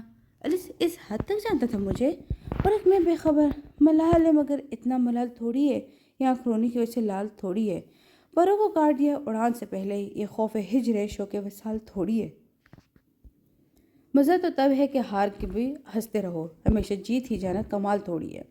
وفا گفٹ کو دیکھتے ایک بار پھر رونے لگی تھی۔ بیٹا سب کچھ رکھ لیا نا؟ مرزا بیگم نے وفا کو چلتے چلتے پوچھا تھا۔ آج وفا پڑھنے جا رہی تھی انگلینڈ، مانچسٹر، پورے 4 سال کے لیے۔ ماما میرا سب کچھ تو یہاں ہے، وفا نے ایک نظر اپنے پورے گھر پر ڈالتے ہوئے کہا تھا۔ انداز کچھ کھوئے سا تھا، جس کو سب نے ہی نوٹ کر لیا تھا۔ جدائی کا غم تھا شاید اپنوں سے یا کسی اپنے کے نہ ہونے کا رنج۔ جاتے ہوئے اس نے اس طرح اداس نہیں ہوتے بیٹا، اقبال صاحب نے وفا کو سمجھاتے ہوئے کہا تھا، اور وہ کسی ضروری ڈاکومنٹس کے کام سے گھر سے باہر چلے گئے تھے۔ اب تم خوش ہو گئی نا، وہاں کوئی ماہین تو نہیں ہوگی؟ ماہین نے بہن کی طرف پرشکوہ انداز میں کہا تھا جبکہ آنکھوں میں نمی نمائی تھی۔ ماہی مجھے روک لو یار، بابا سے کہو نا، وفا نے بہن سے لپٹ کر روتے ہوئے کہا تھا۔ اس سے پہلے کہ کوئی کچھ کہتا کمرے میں ماسی داخل ہوئی تھی۔ بی بی جی، وفا بی بی جی سے کوئی لڑکا ملنے آیا ہے، ماسی پیغام دے کر جا چکی تھی۔ اچھا، آپ انہیں بٹھائیں، ہم آتے ہیں، مرزا بیگم نے وفا کی طرف دیکھتے ہوئے کہا تھا۔ ماما مجھ سے ملنے کون آ سکتا ہے؟ وفا نے حیرت سے اپنے آنسوں سے تر آنکھیں پھیلاتے ہوئے کہا، پھر مرزا بیگم کے پیچھے گیسٹ روم میں چلی گئی تھی۔ السلام علیکم، آپ کون؟ مرزا بیگم نے اس شخص کی طرف بھرپور نگاہ ڈالتے ہوئے پوچھا تھا۔ تم؟ وفا نے کمرے میں داخل ہوتے ہی سامنے کھڑے شخص کو ناگواری سے دیکھا۔ وہ کوئی اور نہیں بلکہ علی شاہ کا قاتل تھا۔ ہاں وہی علی شاہ کا قاتل تھا، یاسر عثمانی کا۔ وفا میری بات سنو پلیز، یاسر نے وفا پر زور دیتے ہوئے کہا تھا۔ یہ کیا چل رہا ہے یہاں؟ مرزا بیگم نے یاسر کی طرف دیکھتے ہوئے کہا تھا۔ ماما میں نے آپ کو یاسر کے بارے میں بتایا تھا نا، یہ وہی یاسر عثمانی ہے۔ وفا نے نفرت بھری نگاہ یاسر پر ڈالتے ہوئے کہا تھا۔ پلیز وفا مجھے معاف کر دو، یاسر بار بار وفا کی طرف ہاتھ جوڑتے ہوئے کہہ رہا تھا جبکہ وفا بے حس ویسی بے حرکت کھڑی رہی تھی۔ وفا بیٹا معاف کرنے والی بڑا ہوتا ہے، مرزا بیگم نے وفا کو سمجھایا تھا، کیونکہ وہ اس کہانی کے صرف ایک رخ سے واقف تھی۔ علی کے قتل و رخ بتانے کی ہمت ہی نہیں تھی وفا میں۔ ٹھیک ہے جاؤ، میں نے معاف کیا، وفا نے پرسوچ انداز میں آہستہ آہستہ کہا تھا، جبکہ یاسر عثمانی وفا کے الفاظ سن کے ہی خوش ہو گیا تھا۔ جیسے اسے واپس اس کا جہان مل گیا، ابھی ایسے خوش ہو ہی رہا تھا کہ اس کے سماعتوں سے وفا کے جملے پہاڑ بن کر برسے تھے۔ معاف کرنے کا یہ مطلب نہیں ہے کہ اس کو گلے سے لگا دیا جائے، اس کو دوست بنا لیا جائے، صرف ایک عہد کرنا ہوتا کہ جو اذیت اس نے مجھے دی وہ میں اس کو نہیں دوں گی۔ وفا نے کھوئے کھوئے لہجے میں کسی کی آخری خواہش کا احترام کیا تھا۔ یاسر نے پھٹی پھٹی نظر سے وفا کو دیکھا تھا۔ بتاؤ کیسے مانگوں میں معافی؟ میرے جرم کی تو کوئی معافی نہیں ہے، یاسر نے ٹوٹتے ہوئے کہا تھا، جبکہ وفا کمرے سے جانے لگی تھی تو ایک دم رک گئی تھی اور واپس آ کر یاسر کے مقابل کھڑی ہو گئی تھی۔ تمہیں پتہ ہے کہ تمہارا حاصل عشق کیا ہے؟ وفا نے یاسر کے مقابل آتے ہوئے طنزیہ انداز میں پوچھا۔ ہاں مجھے معلوم ہے، میں جانتا ہوں، یاسر نے خود پر ضبط کرتے ہوئے کہا تھا۔ وہ کیسے بھول سکتا تھا کہ وہ قاتل ہے؟ اس عشق نے ہی تو قاتل بنا دیا تھا اسے۔ کیا؟ وفا نے انجان بنتے ہوئے پوچھا۔ لا حاصل عشق میرا حاصل عشق ہے، یاسر کہتا ہوا گھٹنوں کے بل وفا کے قدموں میں بیٹھتا چلا گیا، جبکہ وفا اس کا جواب سننے کے بعد رکی نہیں تھی، چلی گئی تھی یاسر کی زندگی سے۔ اس کے اندر تک سکون پھیل گیا تھا کسی کو برباد ہوتا دیکھ کر۔ اب وہ سکون سے جانا چاہتی تھی کسی کی یادیں سمیٹ کر، اور وہ چلی بھی گئی تھی انگلینڈ، مانچسٹر۔ وفا اور کتنی دیر تک دعا مانگوں گی یار اس کے لیے؟ مالا نے وفا کے برابر میں رکھی کرسی پر بیٹھتے ہوئے کہا۔ یار سارا پیزا ٹھنڈا ہو جائے گا، مالا نے پھر وفا کو دیکھتے ہوئے کہا تھا۔ جبکہ وفا کی طرف سے کوئی جواب نہ ملا تو مالا خود وفا کے بالکل سامنے جا کر سنجیدہ ہو کر اس کو کھوئے کھوئے سے انداز میں دیکھنے لگی۔ مالا کے اس طرح دیکھنے پر وفا نے اپنی دعا کا مختصر وقت کر کے جلدی آمین کہہ کر دعا کے ہاتھ نیچے کر لیے۔ مالا نے واپس بٹھا دیا۔ کیا بات ہے، اب نہیں ہو رہا پیزا ٹھنڈا؟ وفا نے مسکراتے ہوئے کہا اور اٹھنے لگی۔ بیٹھو یہاں، تم سے ایک بات پوچھنی ہے، مالا نے وفا کا ہاتھ اپنے ہاتھوں میں لیتے ہوئے کہا۔ اچھا بابا، بیٹھ گئی واپس؟ وفا واپس جانے نماز پر بیٹھ گئی تھی۔ کیا ملتا ہے تمہیں علی شاہ کے لیے اتنی دعائیں کر کے، اس کو یاد کر کے؟ وہ جا چکا ہے تمہاری لائف سے اور اس دنیا سے بھی کبھی واپس نہ آنے کے لیے، اور تمہاری زندگی میں آج تک کوئی ایسا دن نہیں آیا ہوگا کہ تم نے اس کے لیے اللہ کے سامنے رو رو کے دعائیں نہ کی ہوں۔ ایسا کیوں وفا، کیوں ہے آخر ایسا؟ مالا نے آج وہ بات کہہ ہی دی تھی جو وہ پچھلے 3.5 سال سے، یعنی جب سے وفا مانچسٹر یونین میں آئی تھی، جب سے ہی وہ یہی دیکھ رہی تھی۔ میں نے کبھی اس کو مرا ہوا تصور نہیں کیا، وہ آج بھی زندہ ہے میرے لیے، ہر دوسرے چہرے پر بھی مجھے اسی کا گمان ہوتا ہے۔ وفا نے ایک دم سے اپنے دل کی بات مالا کو بتا دی تھی۔ یہی وہ حقیقت تھی وفا نے جس کو وہ ہمیشہ خود سے بھی چھپا کر رکھتی تھی مگر مالا کے سامنے کہہ دی تھی۔ مالا کا مقام الگ ہی تھا وفا کی زندگی میں۔ جب وہ اس دیار غیر میں اپنا ٹوٹا ہوا دل کر لے کر آئی تھی، جب مالا نے وفا کلاس میں وفا کا کھویا کھویا پر نوٹ کیا تھا اور پھر اس کی طرف خوش دلی سے دوستی ہاتھ میں بھی مالا نے ہی بڑھایا تھا بغیر کسی مفاد کے۔ کچھ اس حادثے تو کچھ مالا کی دوستی سے وفا کافی بدل گئی تھی۔ ہاں یہ بات تو مجھے بھی پتہ ہے، تمہیں اس پیزا بوائے میں دکھتا ہے نا؟ مالا نے سنجیدہ سے وفا کے چہرے پر مسکراہٹ لانے کے لیے تھوڑا سا مزاحیہ انداز میں کہا، جس پر وفا فوراً ہنس پڑی تھی۔ یار وہ نقاب والا تمہارے پیزا بوائے کے علاوہ تو کوئی اور کسی کو نہیں دکھتا، وفا نے جلدی سے اپنا دفع کرتے ہوئے کہا تھا۔ او ہو، اچھا اب چلو جلدی پیزا کھا کے موٹے کے، اس کے بعد ٹکلے سر کی کلاس بھی لینی ہے، مالا نے جانے نماز طے کرتے وفا کو دان دکھاتے ہوئے کہا، اور پھر دونوں کھا پی کے چلی گئی تھی واپس کلاسز لینے۔ جس دن وفا کا یونین میں پہلا دن تھا، اس دن سے مالا وفا کا غیر معمولی رویہ نوٹ کر رہی تھی۔ وفا کلاس میں کھوئی کھوئی رہتی، اس کی جھیل سی نیلی آنکھیں مسلسل اشک بہانے کا شکوہ کری ہوتی تھی۔ مالا ایک نرم دل لڑکی تھی جو کہ خود پاکستان سے ہی تعلق رکھتی تھی۔ دونوں کے کمرے الگ الگ بلاک میں تھے، پھر مالا نے ہی اپنا کمرہ شفٹ کروا دیا تھا وفا کے ساتھ والے کمرے میں۔ اس کے بعد پتہ ہی نہیں چلا کہ کیسے ان دونوں کی دوستی پوری یونین میں مشہور ہو گئی تھی، اور مالا یونین کے آخری دنوں میں بھی وفا کا ویسے ہی خیال رکھتی جیسے وہ پہلے رکھا کرتی تھی۔ یہ یونین کا آخری سیمسٹر چل رہا تھا، جس کے بعد سب اپنے گھروں کو چلے گئے تھے، مگر مالا اور وفا کی دوستی بے مثال تھی، جس کو آج بھی خطرہ زوال نہیں تھا۔ سر یہ فائل دیکھ لیں پلیز، آج 4 دن ہو گئے آپ کے سائن کی وجہ سے ابھی تک پینڈنگ میں. کمپنی کے مینیجر نے بڑی عاجزی سے ابرار صاحب سے کہا اور فائل آگے بڑھا دی تھی. ابھی میں اپنی بیٹی کے ساتھ اس کی دوست کے برتھ ڈے پارٹی پر جا رہا ہوں. پلیز لیٹ ہو رہے ہیں, میں بعد میں کر دوں گا. ابرار صاحب نے گھڑی کی طرف دیکھتے ہوئے کہا اور خود سنبل کو دیکھنے اس کے کمرے کی طرف چل دیے تھے. سنبل بیٹے کیا ہوا ہے؟ بابا کی جان ابھی تک تیار نہیں ہوئی کیا؟ ابرار صاحب محبت سے بیٹی کو پکارتے اس کے کمرے میں داخل ہوئے تھے. جی بابا ہو گئی بس. سنبل نے اپنی لپسٹک کو لائٹ شیڈ دیتے ہوئے کہا. ماشاء اللہ. آسیہ بیگم کمرے میں آتے آتے رک گئی تھی. ان کے قدم خود بخود رک گئے تھے جبکہ دوسری طرف ابرار صاحب کی نم آنکھیں لیے کھڑے تھے. آپ رو رہے بابا؟ سنبل نے پلٹ کر ابرار صاحب کے سامنے جا کر پوچھا تھا. اس نے اپنے بابا کے آنسو آئینے میں سے دیکھ لیے تھے. بعض دفعہ زندگی آپ کو ایسے موڑ پر لا کر کھڑا کر دیتی ہے جہاں وہ آپ کو آپ کی زندگی کا احساس دلا دیتی ہے, مگر واپس پلٹ کر آپ اس غلطی کو سدھار نہیں سکتے. یا یوں کہہ لو کہ زندگی اس کو سدھارنے کا موقع ہی نہیں دیتی اور بدلے میں ندامت آپ کی زندگی کو دیمک کی طرح کھا جاتی ہے. ابرار صاحب کے لہجے کی اداسی واضح تھی اور یہ ندامت اور اداسی کیوں تھی یہ بات سب جانتے تھے, کسی کو پوچھنے کی ضرورت نہیں تھی. بابا آپ ایسا ہمت تو نہ ہارے, کیا بھائی کی خواہش بھول گئے؟ سنبل نے ابرار صاحب کو یاد دلاتے ہوئے کہا تھا. اس کے لہجے میں درد کے ساتھ ساتھ غضب کی اداسی تھی. اس کے برعکس کچھ لوگ برداشت کی اس انتہا پر ہوتے ہیں کہ وہ خود ٹوٹنے لگتے ہیں. اور اس وقت ابرار صاحب کی بھی یہی کیفیت تھی. جس کے پاس صبر کی طاقت ہوتی ہے اسے اللہ کبھی ہارنے نہیں دیتا. ابرار صاحب نے منہ نیچے کر کے پرعزم انداز میں کہا. جی صحیح کہا. آسیہ بیگم نے اپنے آنسو پوچھے تھے. اچھا آپ روئے تو نہیں؟ چلے جلدی آنسو صاف کرو, جلدی چلے اب. سنبل نے دونوں کا موڈ خوشگوار کرنے کی نیت سے اپنی آنکھیں صاف کرتے ہوئے کہا تھا. جانے سے پہلے ابرار صاحب نے سنبل کے سر پر محبت سے بوسہ دیا اور آسیہ بیگم کو نم آنکھوں سے دیکھا تھا, اور پھر سب اپنے اپنے آنسو صاف کر کے ہونٹوں پر مسکراہٹ سجائے چلے گئے تھے. بغیر سائن کے آج ان کے گھر والوں کی خوشیاں زیادہ عزیز تھی ابرار صاحب کو. وفا کیسی ہو بیٹا؟ اقبال صاحب کی فکر مندانہ آواز وفا کی سماعتوں سے ٹکرائی تھی. ٹھیک ہوں بابا. وفا نے نظر جھکائے کہا تھا. کیا تمہیں ہم یاد نہیں آتے بیٹا؟ اقبال صاحب نے بیٹی سے شکوہ کیا تھا. نہیں بابا, یاد تو انہیں کیے جاتے جنہیں ہم بھول جاتے ہیں. مجھے تو سبھی یاد ہیں, میں کسی کو نہیں بھولی. وفا نے کسی پر زور دیتے ہوئے کہا تھا. اسے سب یاد تھا, سب. لگتا تو نہیں ہے, کبھی فون ہی نہیں کرتی. اقبال صاحب نے پھر سے شکوہ کیا تھا. ارے میرے پیارے بابا, میں خود آپ کے پاس واپس آنے والی ہوں, تو پھر فون کیوں کروں؟ وفا نے بات کو سنبھالتے ہوئے ان شکووں کا رخ موڑ دیا تھا. اچھا کب آ رہی ہو؟ اقبال صاحب نے خوشی سے جھومتے ہوئے پوچھا تھا. یہ تو سیکریٹ ہے. وفا نے ایک آنکھ دبا کے تنگ کرتے ہوئے کہا. بتاؤ نا. اقبال صاحب نے ضدی بچوں کی طرح ضدی انداز میں کہا تھا. اگلے ہفتے سے لاسٹ سیمسٹر کے ایگزامز ہے, اس کے بعد میں آ رہی ہوں. وفا نے ڈیٹیل میں بتایا. اچھا ویسے تقریباً پھر 1 مہینہ لگے گا نا؟ اقبال صاحب نے تکا لگایا. جی تقریباً. وفا نے شرارت سے کہا تھا. اچھا بچوں نہیں بتاؤ تو صحیح سے. اقبال صاحب نے فاتحانہ انداز میں کہا تھا کیونکہ ان کا تکا صحیح نکلا تھا. ٹن ٹن ٹن. ابھی دونوں کی گفتگو جاری تھی کہ وفا کے کمرے کی بیل بجی. بابا مالا آئی ہوگی اسائنمنٹ کے لیے, میں آپ سے بعد میں بات کروں گی, وفا نے کہا, اور پھر اقبال صاحب کو خداحافظ کہتے ہوئے فون بند کرتے ہوئے دروازے کی طرف چل دی تھی.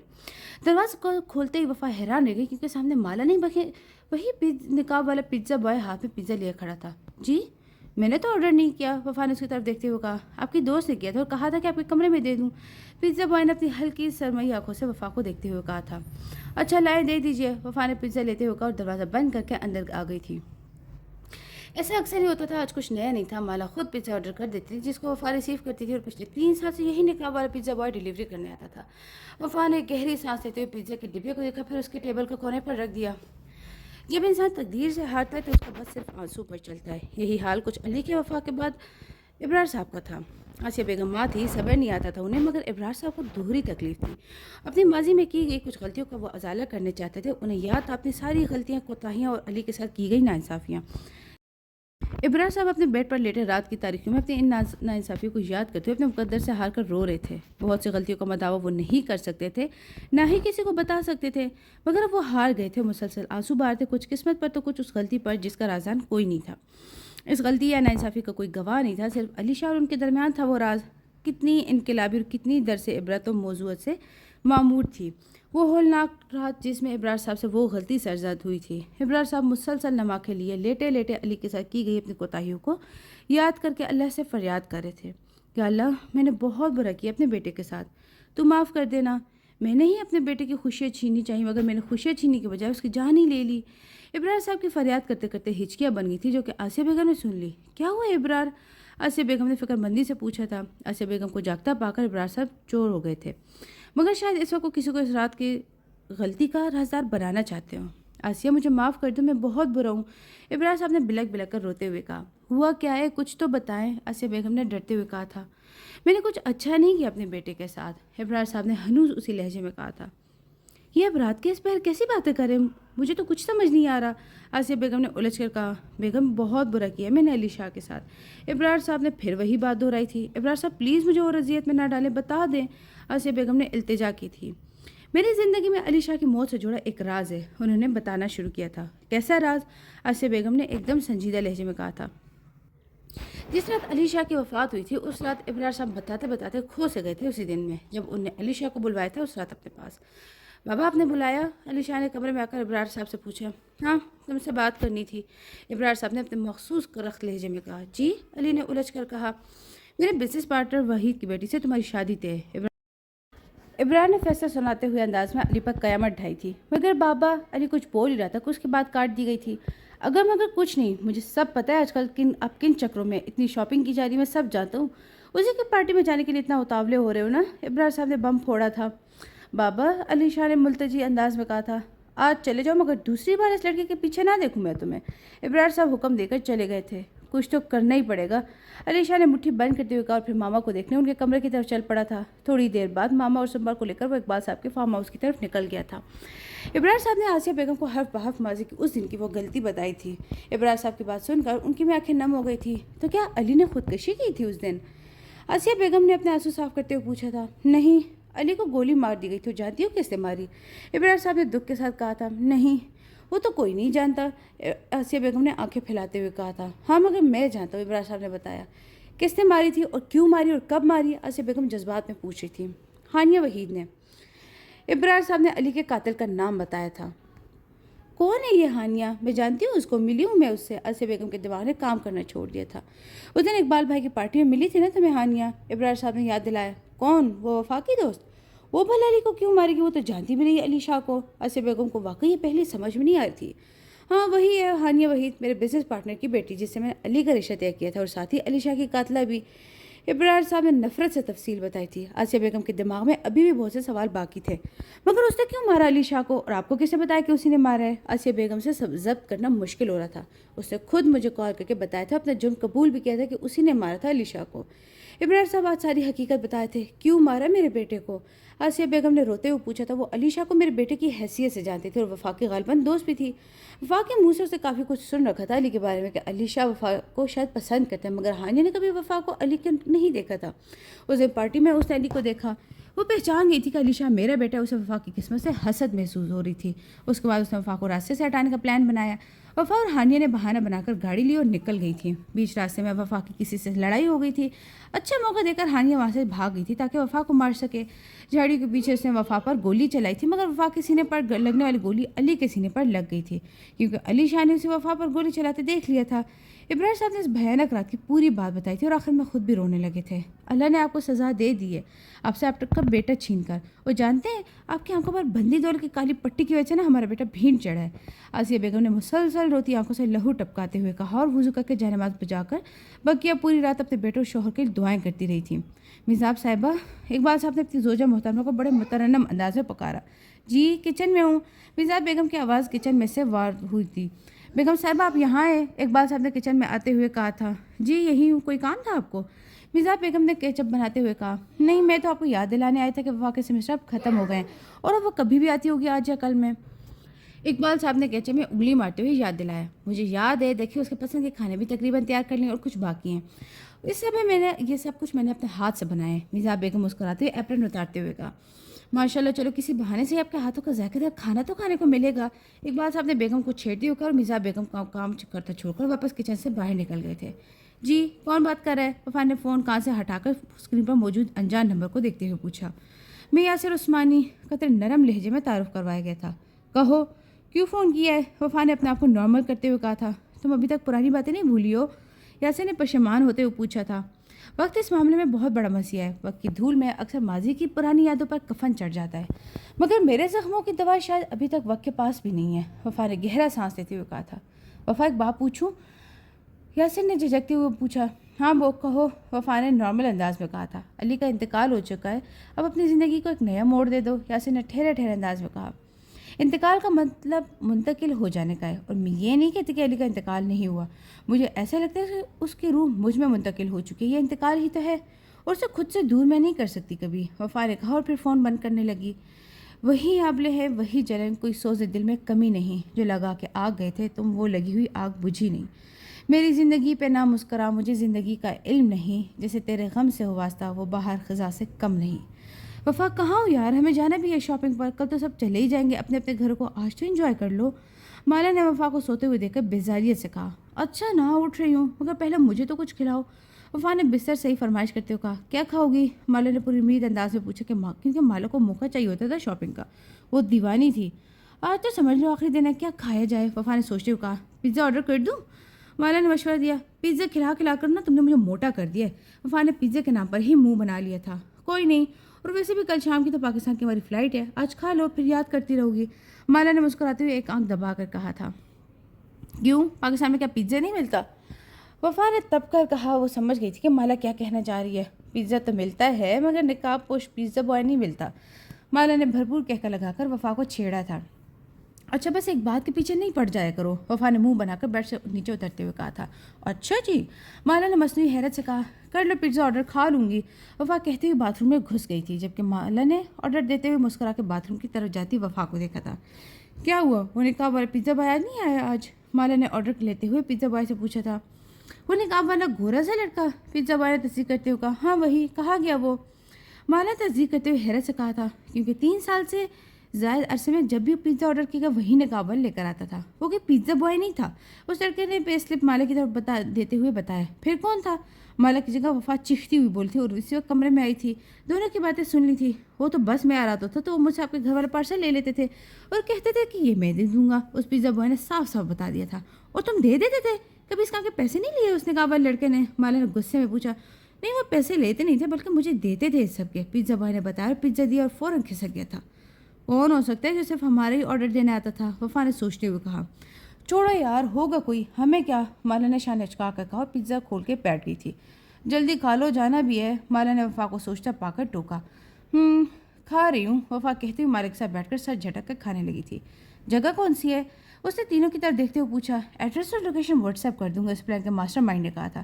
ٹھیک ہے، زیادہ وقت نہیں ہے، پھر آپ سب جو کرنا ہے جلدی کریں، وہ کل چلی جائے گی پاکستان، اس نے کہا تھا۔ اس کے بعد چاروں اپنی اپنی منزل کی طرف نکل کر کھڑے ہو گئے تھے۔ آج ماضی کا بہت پرانا پنا ایک بار پھر کھلنے والا تھا۔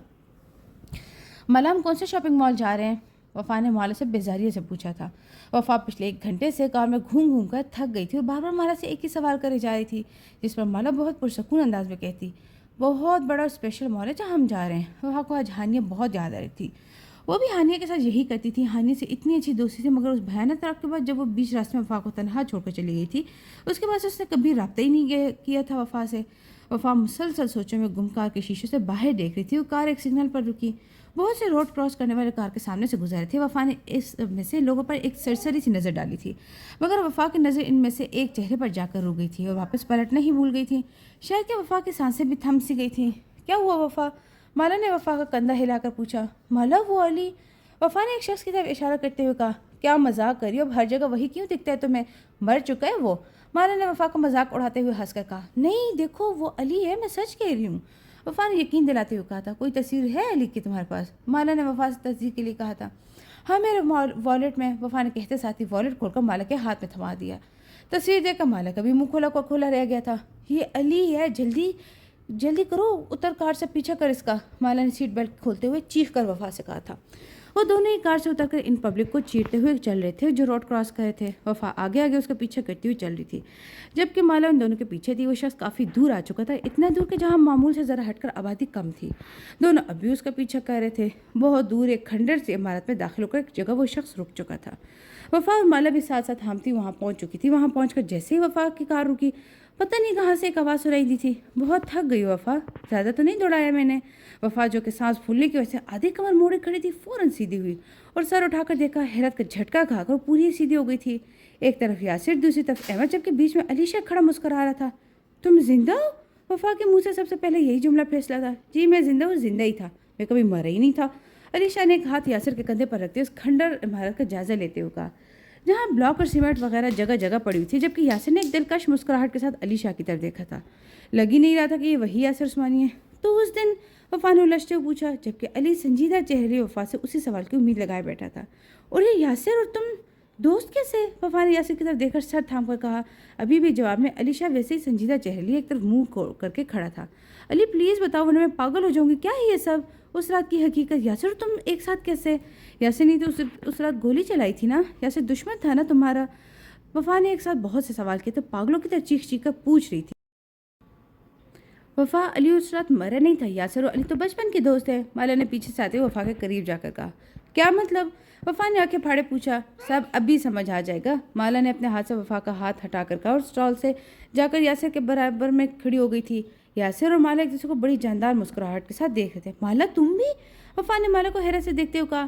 یاسر، مالا اور احمد کے چہرے پر فاتحانہ مسکراہٹ سجی تھی۔ وہ آپس میں بار بار ایک دوسرے کو اسی نظر سے دیکھ رہے تھے۔ اس کے برعکس علی شاہ سنجیدہ کھڑا تھا، شاید ماضی کے راگ جان رہا ہو۔ کوئی مجھے بتائے گا کہ ہو کیا رہا ہے یہاں؟ وفا نے حیرت سے اپنی جھیل سی نیلی آنکھوں کو پھیلا کر اس کی طرف دیکھ کر کہا۔ جہاں یاسر، مالا اور احمد کھڑے تھے، میں بتاتا ہوں۔ آواز علی کی طرف سے آئی تھی جو کہ ان سے قدر فاصلے پر ایک پلر کے ساتھ تنہا کھڑا تھا۔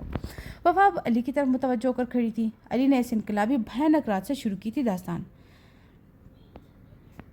بابا نے اس رات مجھے بلا کر میرا رشتہ طے کر دیا تھا، اپنے دوست کی بیٹی سے یہ بات بتائی تھی، جس کو سننے کے بعد مجھ میں غصے کی ایک لہر دوڑ گئی تھی۔ میں سیدھا یاسر اور احمد کے پاس پہنچا۔ یار کچھ کر نہ ورنہ میرے باپ کی دولت کی ہوس اور مزید بڑھ جائے گی، علی نے ٹہلتے ہوئے کہا تھا۔ ایک طریقہ ہے جس سے تو وفا کی نظروں میں ہیرو بن جائے گا اور اپنے باپ کو سبق بھی دکھا دے گا۔ احمد نے کچھ سوچتے ہوئے کہا۔ کیا؟ دونوں نے ساتھ ہی پوچھا۔ وفا تم سے محبت کرے اور کسی اور کی طرف نہ ہو جائے، اس لیے تم نے یاسر کو وفا کی زندگی میں ولن بنا کر داخل کیا تھا نا؟ احمد نے بات کی تائید چاہی۔ ہاں تو؟ یاسر نے لپک کے پوچھا، کیونکہ احمد نے اس ہیرو جیسے انسان کو ولن کہہ دیا تھا تو اس بات کا فائدہ اٹھانے کا وقت اب آ گیا، وہ بھی ایک تیر سے دو شکار۔ احمد نے دماغ میں پلان بناتے ہوئے کہا۔ وہ کیسے؟ میں سمجھا ہی نہیں کچھ، علی نے ناسمجھی سے سر کھجاتے ہوئے کہا۔ ایسے کہ کسی طرح وفا کے سامنے تمہارا اور یاسر کا جھگڑا ہو اور یاسر تمہیں غصے میں گولی مار دے، اس سے ہم فائدہ اٹھائیں گے، ڈاکٹر سے کہلوا دیں گے کہ تمہاری حالت بھی سیریس ہے، تم زندگی اور موت کی کشمکش میں ہو۔ احمد نے پلان بتایا۔ ڈاکٹر کیوں کہے گا جھوٹ؟ علی نے سوال کیا۔ کیونکہ ہم اس کو جھوٹ کہنے کی منہ مانگی قیمت دیں گے، احمد کی جگہ یاسر نے ہنس کر جواب دیا۔ جی بالکل، احمد نے بھی یاسر کی تائید کی۔ مگر ایک بات ہے، یاسر کے دماغ میں ایک سوال اٹھا تھا۔ کیا؟ احمد نے متوجہ ہوتے ہوئے پوچھا۔ اس سے فائدہ کسے ہوگا؟ ذرا ڈیٹیل میں بتا۔ یاسر خطرہ مول لینے سے پہلے سارے پہلو جاننا چاہتا تھا۔ دیکھ بھائی، جب یہ وفا کے لیے گولی کھائے گا نا تو اس کے دل میں خود بخود علی کے لیے محبت پیدا ہو جائے گی، جبکہ گولی لگنے کے بعد جب یہ آئی سی یو میں ہوگا تو اس کے باپ کی آنکھیں بھی ہو سکتی ہے کہ کھل جائیں اور وہ سدھر جائے بیٹے کو مرتا دیکھ کر۔ احمد نے تفصیل سے بتایا۔ پھر کب کرنا چاہیے اس پلان پر عمل؟ یاسر نے پلان کو سمجھتے ہوئے پوچھا۔ جب انکل کی شادی کر رہے ہوں، احمد نے مشورہ دیا۔ نہیں، علی نے کھوئے ہوئے لہجے میں کہا۔ دونوں نے حیرت سے علی کو دیکھا کہ علی منع کیوں کر رہا ہے؟ پلان پر عمل آج رات ہی ہوگا، علی نے دونوں کو سنجیدگی سے دیکھتے ہوئے کہا۔ جلد بازی نہ کر یار، یاسر نے علی کو سمجھایا۔ نہیں آج ہی، علی شاہ تو علی شاہ ہی تھا۔ ٹھیک ہے، تیاری کر لو، دونوں نے ایک دوسرے کو دیکھتے ہوئے کہا اور کس طرح ہوگا یہ سب وہ ترتیب دینے لگا۔ علی رکا تھا بتاتے بتاتے، اس کے بعد سب کچھ پلان کے مطابق ہی چل پڑا تھا، مثلاً وہ میری اور یاسر کی لڑائی اور یاسر کا گن نکالنا وغیرہ، مگر ان موقع پر بازی پلٹ گئی۔ گولی یاسر نہیں بلکہ کسی اور نے چلائی تھی، جو کہ مجھ پر نہیں بلکہ تم پر۔ وفا اقبال تم پر گولی چلائی گئی تھی، وہ گولی، اور وہ کسی اور نہیں بلکہ تمہاری اپنی دوست ہانیہ نے چلائی تھی۔ علی شاہ ایک بار پھر بتاتے بتاتے رکا۔ وفا سب کچھ دم سادے سن رہی تھی، کچھ بولنے کی سکت نہیں تھی آج وفا میں۔ ایک بار پھر علی نے بولنا شروع کیا تھا۔ گولی تمہارے سینے پر چلائی گئی تھی، ہانیہ کے ہاتھ پہ گن اتفاق سے میں دیکھ چکا تھا، اس لیے تمہارے سینے پر لگنے والی گولی کو میں نے خود اپنے سینے پر چلنا مناسب سمجھا، مگر میری خوش قسمتی کہ گولی میرے کندھے سے تھوڑا نیچے ہی لگی، اور جب یاسر کو پتہ چلا کہ مجھے اصلی گولی لگی ہے تو میں نے احمد کو اشاروں میں یاسر کو لے جانے کا کہا، اور یہ حسن اتفاق ہے کہ احمد بھی ہانیہ کو دیکھ چکا تھا، اس لیے احمد یاسر زبردستی لے کر چلا گیا تھا اور فوراً ایمبولینس کو کال کر دی گئی تھی۔ ڈاکٹر کو ہم پہلے ہی خرید چکے تھے، آپریشن کر کے گولی جب اسے نکال دی تو میرے دماغ میں ایک نیا خرافاتی آئیڈیا ہے کہ کیوں نہ میں مر ہی جاؤں۔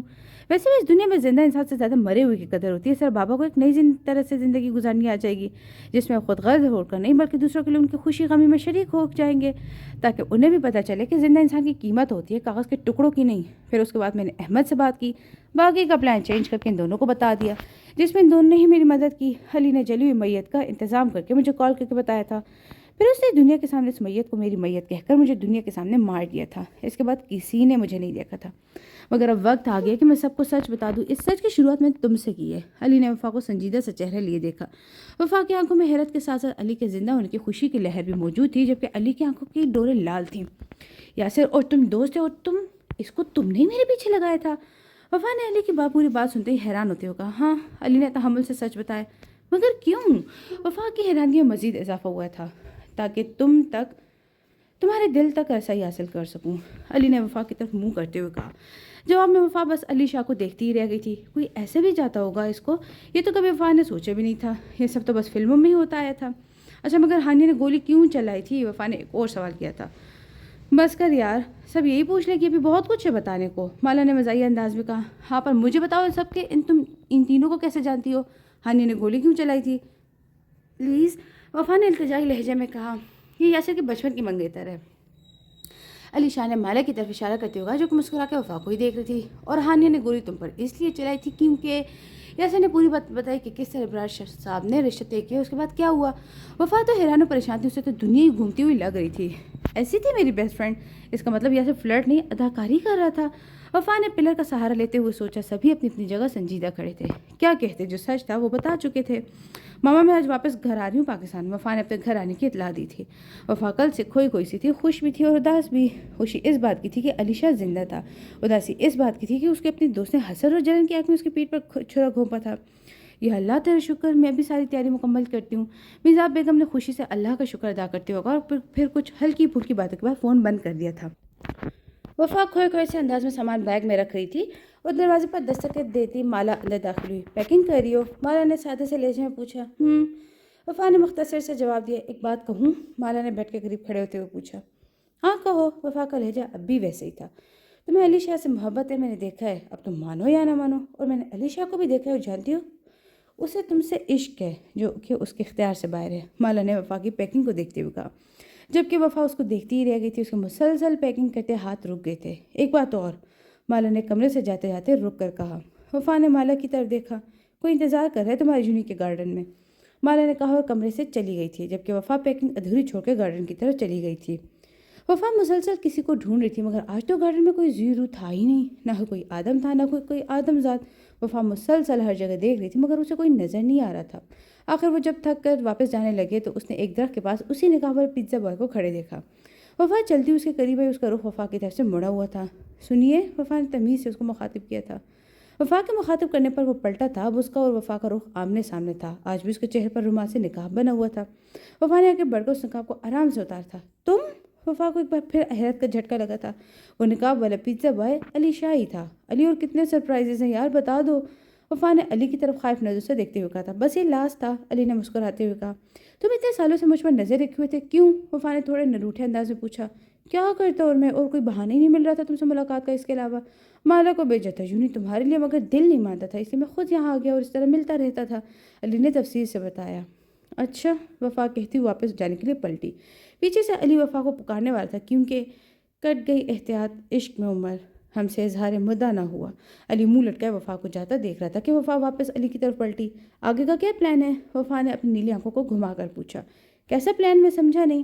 علی کے کچھ سمجھ میں نہیں آتا کہ وفا کس پلان کے بارے میں بات کر رہی ہے۔ بدھو، پاکستان جانے کے بعد کیا پلان ہے؟ وفا نے سر پر ہاتھ مارتے ہوئے کہا۔ اچھا، ماما بابا سے مل کر ان سب کچھ بتا کر معافی مانگوں گا، اور کیا، علی نے گہری سانس لیتے ہوئے بتایا۔ اس کے بعد؟ وفا نے بے چینی سے سوال کیا، وہ کچھ اور سننا چاہ رہی تھی۔ اس کے بعد کام پر توجہ دوں گا، اور کیا، علی نے معصومیت سے کہا۔ ارے پاگل، اس کے بعد؟ وفا نے زچ آتے ہوئے کہا۔ یار اسے آگے اور کیا کروں، تم ہی بتا دو، علی نے ہار مانتے ہوئے پوچھا۔ مطلب ہے کہ اس کے بعد میرے بابا سے رشتہ مانگنا، یہ بھی میں بتاؤں؟ وفا نے روٹھے ہوئے لہجے میں کہا۔ اچھا، رشتہ مانگنے کے بعد کیا ہوگا؟ علی نے وفا کی طرح آنکھیں گھما کے پوچھا۔ بابا شادی کے لیے ہاں کر دیں گے نا، اور کیا، وفا نے معصومیت سے کہا۔ اچھا، اس کے بعد کیا ہوگا؟ علی نے وفا والی ٹون میں کہا جیسے اس کی نقل اتار رہا ہو۔ اس کے بعد ہماری شادی ہو جائے گی، اور کیا، وفا نے سمجھاتے ہوئے کہا۔ اس کے بعد؟ علی نے وفا کو چھیڑتے ہوئے پوچھا۔ اس کے بعد تمہاری ماما میری ساس بن کے نا مرمت کریں گی، اور کیا، وفا نے سوچتے ہوئے جواب دیا تھا۔ اس کے بعد؟ علی نے وفا کی نقل اتارنے والے انداز میں پوچھا۔ اس کے بعد؟ وفا سوچ رہی تھی کہ اس کے سمجھ آ گئی کہ علی شاہ اس کی نقل اتار رہا تھا اتنی دیر سے۔ اس کے بعد میرا بیلن اور چمٹا ہوگا اور تمہارا سر، وفا نے علی کا مذاق اڑاتے ہوئے کہا اور وہاں سے بھاگ گئی تھی۔ وفا پیچھے مڑ کر وفا نے علی کو جاندار مسکراتا ہوا دیکھنا نہیں بولی تھی۔ پاگل لڑکی، علی نے پیچھے مڑ کر دیکھتی وفا کو مسکراتے ہوئے دیکھ کر کہا تھا، جو جواب میں وفا شرماتی ہوئی بھاگ گئی تھی۔ ماما بابا، وفا اقبال صاحب اور میزاب بیگم کو اتنے سالوں بعد دیکھ کے رو رہی تھی، اور روتے روتے ایئرپورٹ پر ہی گلے لگ کر رو رہی تھی۔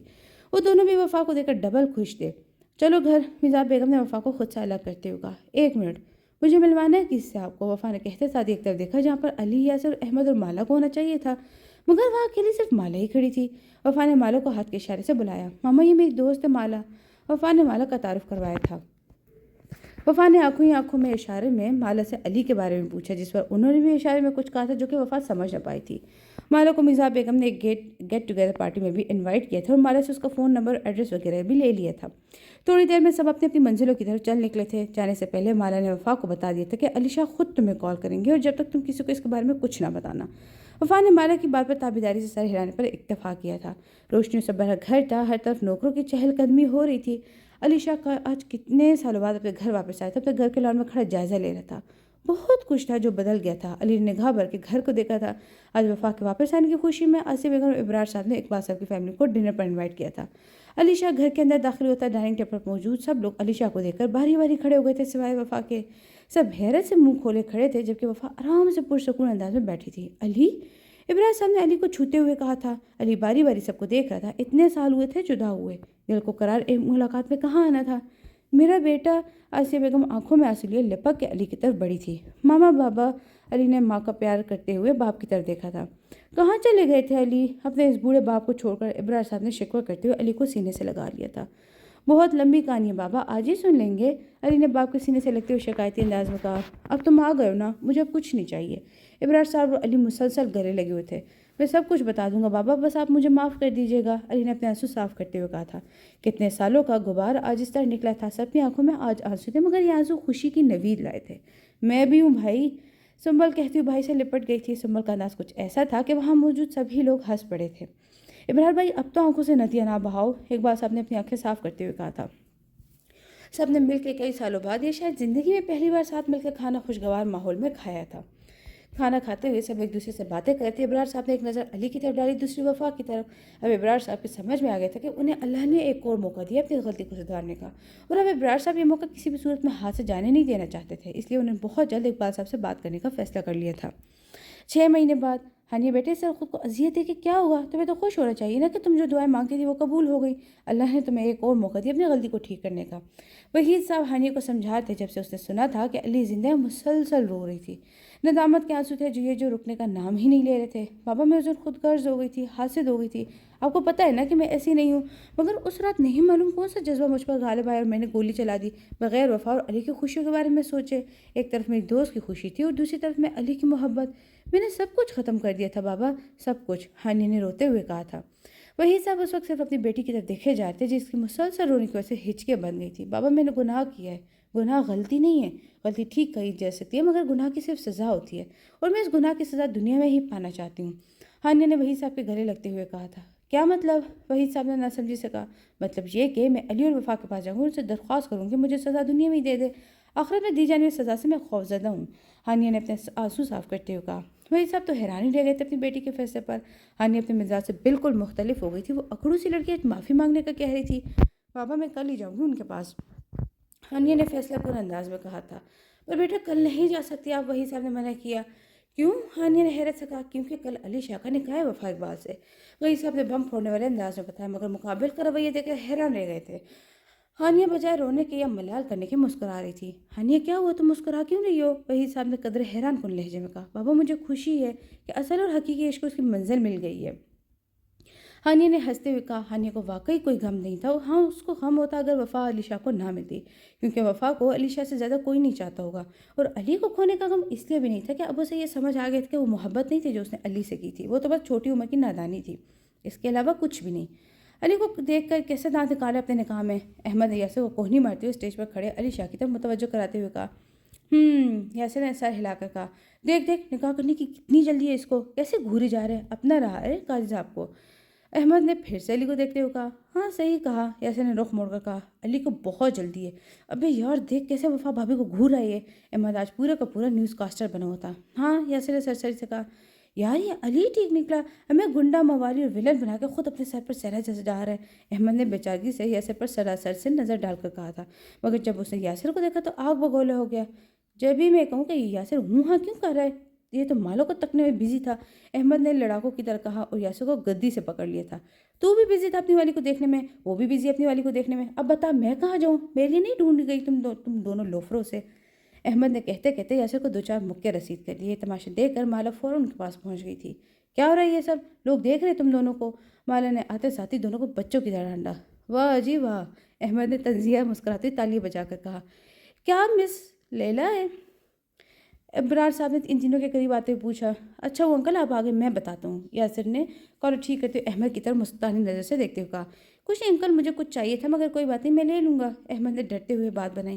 اچھا سنبل سے کہہ دو بیٹا، وہ آپ کو دے دے گی، ابرار صاحب نے عجلت میں کہا اور چلے گئے تھے۔ شکر ہے، اس کے جاتے ہی احمد نے سکھ کا سانس لیا، مگر ابھی یہ سکھ کا سانس پیٹ تک ہی صحیح سے نہیں پہنچا تھا کہ سنبل اس کے ساتھ ماہی نازل ہوئی۔ احمد بھائی آپ کو کچھ چاہیے تھا؟ سنبل نے احمد کو مخاطب کرتے خوش اخلاقی سے پوچھا تھا۔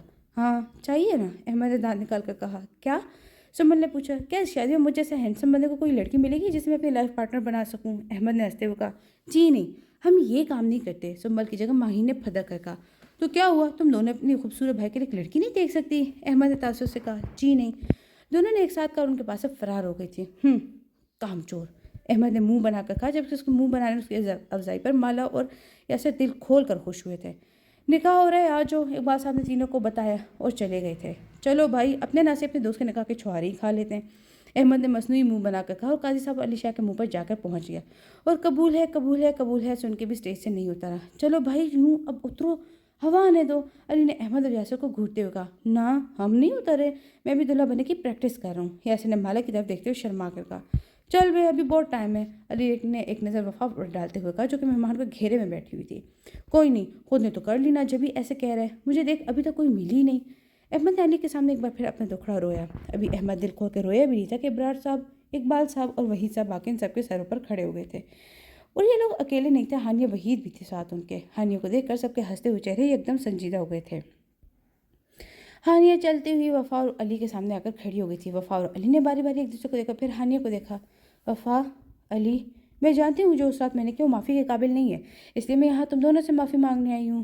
نہیں آئی ہوں، مجھے سزا دے دو، مجھے گھٹن ہوتی ہے اس ندامت سے بھری زندگی سے، ہانیہ نے روتے ہوئے کہا، اس کی آنکھیں مسلسل آنسو بہا رہی تھیں۔ بابا نے تو معاف کر دیا، وفا نے روکھے لہجے میں کہا اور منہ موڑ لیا۔ بے شک انہوں نے معاف کر دیا، مگر وفا میں تم دونوں کی زیادہ گنہگار ہوں، ہانیہ نے روتے ہوئے ہاتھ جوڑ کر کہا۔ وفا اس کو اس کی غلطی کا احساس ہو گیا، ابرار صاحب نے وفا کو دیکھتے ہوئے کہا۔ جی بیٹا، اللہ بھی معاف کرنے والے کو ہی پسند کرتا ہے، اقبال صاحب نے ابرار صاحب کی تائید میں کہا تھا۔ وفا نے علی کی طرف دیکھا، جبکہ علی نے بھی نظروں ہی نظروں میں اقبال صاحب کی بات کو سراہا تھا۔ ٹھیک ہے، ہم اتنے گرے ہوئے بھی نہیں ہیں کہ تمہیں معاف نہ کر سکیں، وفا نے ایک نظر سب کی نظر طرف دیکھتے ہوئے نارمل انداز میں کہا، جس پر ہانیہ روتے ہوئے وفا کے قدموں میں ہاتھ جوڑ کر گر گئی تھی۔ وہ شکر ادا کری تھی کہ وفا نے اسے سچے دل سے معاف کر دیا تھا۔ ہانیہ یہ کیا کر رہی ہو، اٹھو، وفا نے اپنا قیمتی نفیس لال شراب کو کچھ اوپر کرتے ہوئے ہانیہ کا ہاتھ پکڑ کر کہا، اسے اٹھا کر گلے لگا لیا۔ وفا بہت بہت شکریہ، تم نے مجھے معاف کر دیا، ہانیہ نے گلے لگتے لگتے اسے روتے ہوئے کہا۔ اچھا بس کر دیا، اب سب کیا کہیں گے، وفا نے ہانیہ کو چپ کرنے کی غرض سے اس کے آنسو صاف کرتے ہوئے کہا۔ اور کیا کہیں گے بھابھی، دلہن تو رو نہیں رہی، اس کی دوست اتنا رو رہی ہے، لگتا ہے کہ دلہن کے بدلے کا رو رہی ہے، یاسر نے دانتوں کی نمائش کرتے ہوئے کہا، جس پر سب ہنس پڑے۔ ہانیہ وفا سے الگ ہو کر اپنے بابا کے پاس جا کر کھڑی ہو گئی تھی۔ وحید صاحب نے اس کے سر پر شفقت سے ہاتھ رکھا تھا، ہانیہ کی آنکھیں رونے کی وجہ سے لال ہو چکی تھیں، مگر کوئی تھا جو اس وقت خلاف معمول خاموش تھا اور ہانیہ کو محویت سے دیکھ رہا تھا کہ سب اسے ہی گھور رہے تھے۔ ابے او مجنوں، آنکھیں تو جب کالے، یاسر نے احمد کے پاس جا کر اس کے پیر پر پیر مارتے ہوئے کہا۔ یاسر نے پیر اتنی زور سے مارا تھا کہ احمد کی چیخیں نکل لگی تھی، اور کچھ وہ اداکار بھی بہت اچھا تھا۔ ہائے ظالم نے تو پیر ہی توڑ ڈالا، ابھی تو میری شادی بھی نہیں ہوئی تھی، احمد نے کچھ اس انداز میں کہا تھا کہ سب کی ہنسی چھوٹ گئی تھی۔ تو کیا خیال ہے، ڈھونڈ لے پھر ابھی آپ کے لیے بھی، اقبال صاحب نے مذاق میں احمد کو چھیڑتے ہوئے کہا۔ انکل ڈھونڈنے کی ضرورت نہیں، میں نے ڈھونڈ لیا ہے لڑکی، احمد نے جھٹ پٹ بتایا، سب کے منہ کھلے کے کھلے رہ گئے تھے۔ کون ہے وہ، اتنی جلدی ڈھونڈ لی، ابرار صاحب نے حیرانی سے پوچھا۔ ہاں تو میری لو سٹوری اچھی ہے، بغیر زیادہ دھوڑ باغ والی، اس علی شاہ کی تھوڑی نا اتنی محنت کروں، احمد نے علی کو دیکھتے منہ بنا کر کہا، جس پر علی مسکرا دیا۔ ابے تو بتاتا ہے یا نہیں، یاسر نے ہاتھ کا موقع بناتے ہوئے کہا۔ بتا رہا ہوں، پر آپ لوگ وعدہ کریں، ان لوگ کو منا لیں گے میرے لیے، احمد کو ڈر تھا کہ کہیں وہ منع ہی نہ کرتے، اس سے پہلے ہی شرط رکھ دی تھی۔ اچھا نا بتا بھی دو کہ کون ہے وہ اب، ابرار صاحب نے بے چینی سے کہا۔ وہ انکل ہانیہ وحید، احمد نے شرماتے ہوئے کہا، جبکہ اپنا نام سن کر ہانیہ کی آنکھیں پوری کی پوری پھٹ گئی تھیں۔ سب ہانیہ کی طرف متوجہ تھے۔ وحید صاحب کچھ تو بول دیں، ابرار صاحب نے آگے بڑھ کر پہل کی۔ میں کیا کہہ سکتا ہوں، یہ تو ہانیہ کی زندگی ہے، اسی سے پوچھ لیں آپ۔ اب سب ہانیہ کی طرف دیکھ رہے تھے۔ بتاؤ بیٹا، اقبال صاحب نے نرمی سے پوچھا، جس پر ہانیہ نے شرما کر منہ نیچے کر لیے، سب کے چہرے کھلے اٹھے تھے۔ مبارک ہو آپ کو بھی، بہت جلد آپ بھی نکاح کے چھوارے کھانے والے ہیں، علی نے احمد کو چھیڑتے ہوئے کہا تھا۔ علی کی بات سن کر احمد کسی دلہن کی طرح شرما رہا تھا، اور اس کے شرمانے کو دیکھ کر سب کا فلک شگاف کہکا بلند ہوا تھا۔ ابرار صاحب کو ہنستا ہوا دیکھ رہے تھے اسٹیج پر، جہاں سب ہنس رہے تھے تو دور مہمانوں میں گھری ان کی بیگم مرزا بیگم کے ساتھ سب کے ساتھ ہنس ہنس کے مل رہی تھی۔ سب کچھ اچھا ہو چکا تھا، ویرانیوں کے بادل جھٹ چکے تھے، تیرگی کے دن ختم ہو چکے تھے۔ طوفان اب ختم ہو چکا تھا اور خوشیوں کے دروازے اب کھل چکے تھے۔ سب کو خوش دیکھ کر ابرار صاحب کے دل میں ایک سکون سا اترا تھا۔ انہیں اس رات کی حقیقت علی نے سب سچ بتا دی تھی اور معافی بھی مانگ لی تھی، اور اسے سب سے ابرار صاحب کو سبق مل چکا تھا کہ دولت سے خوشیاں نہیں خریدی جا سکتی، خوشیاں تو اپنوں کے ساتھ مل کے حاصل ہوتی ہیں۔ اللہ حافظ۔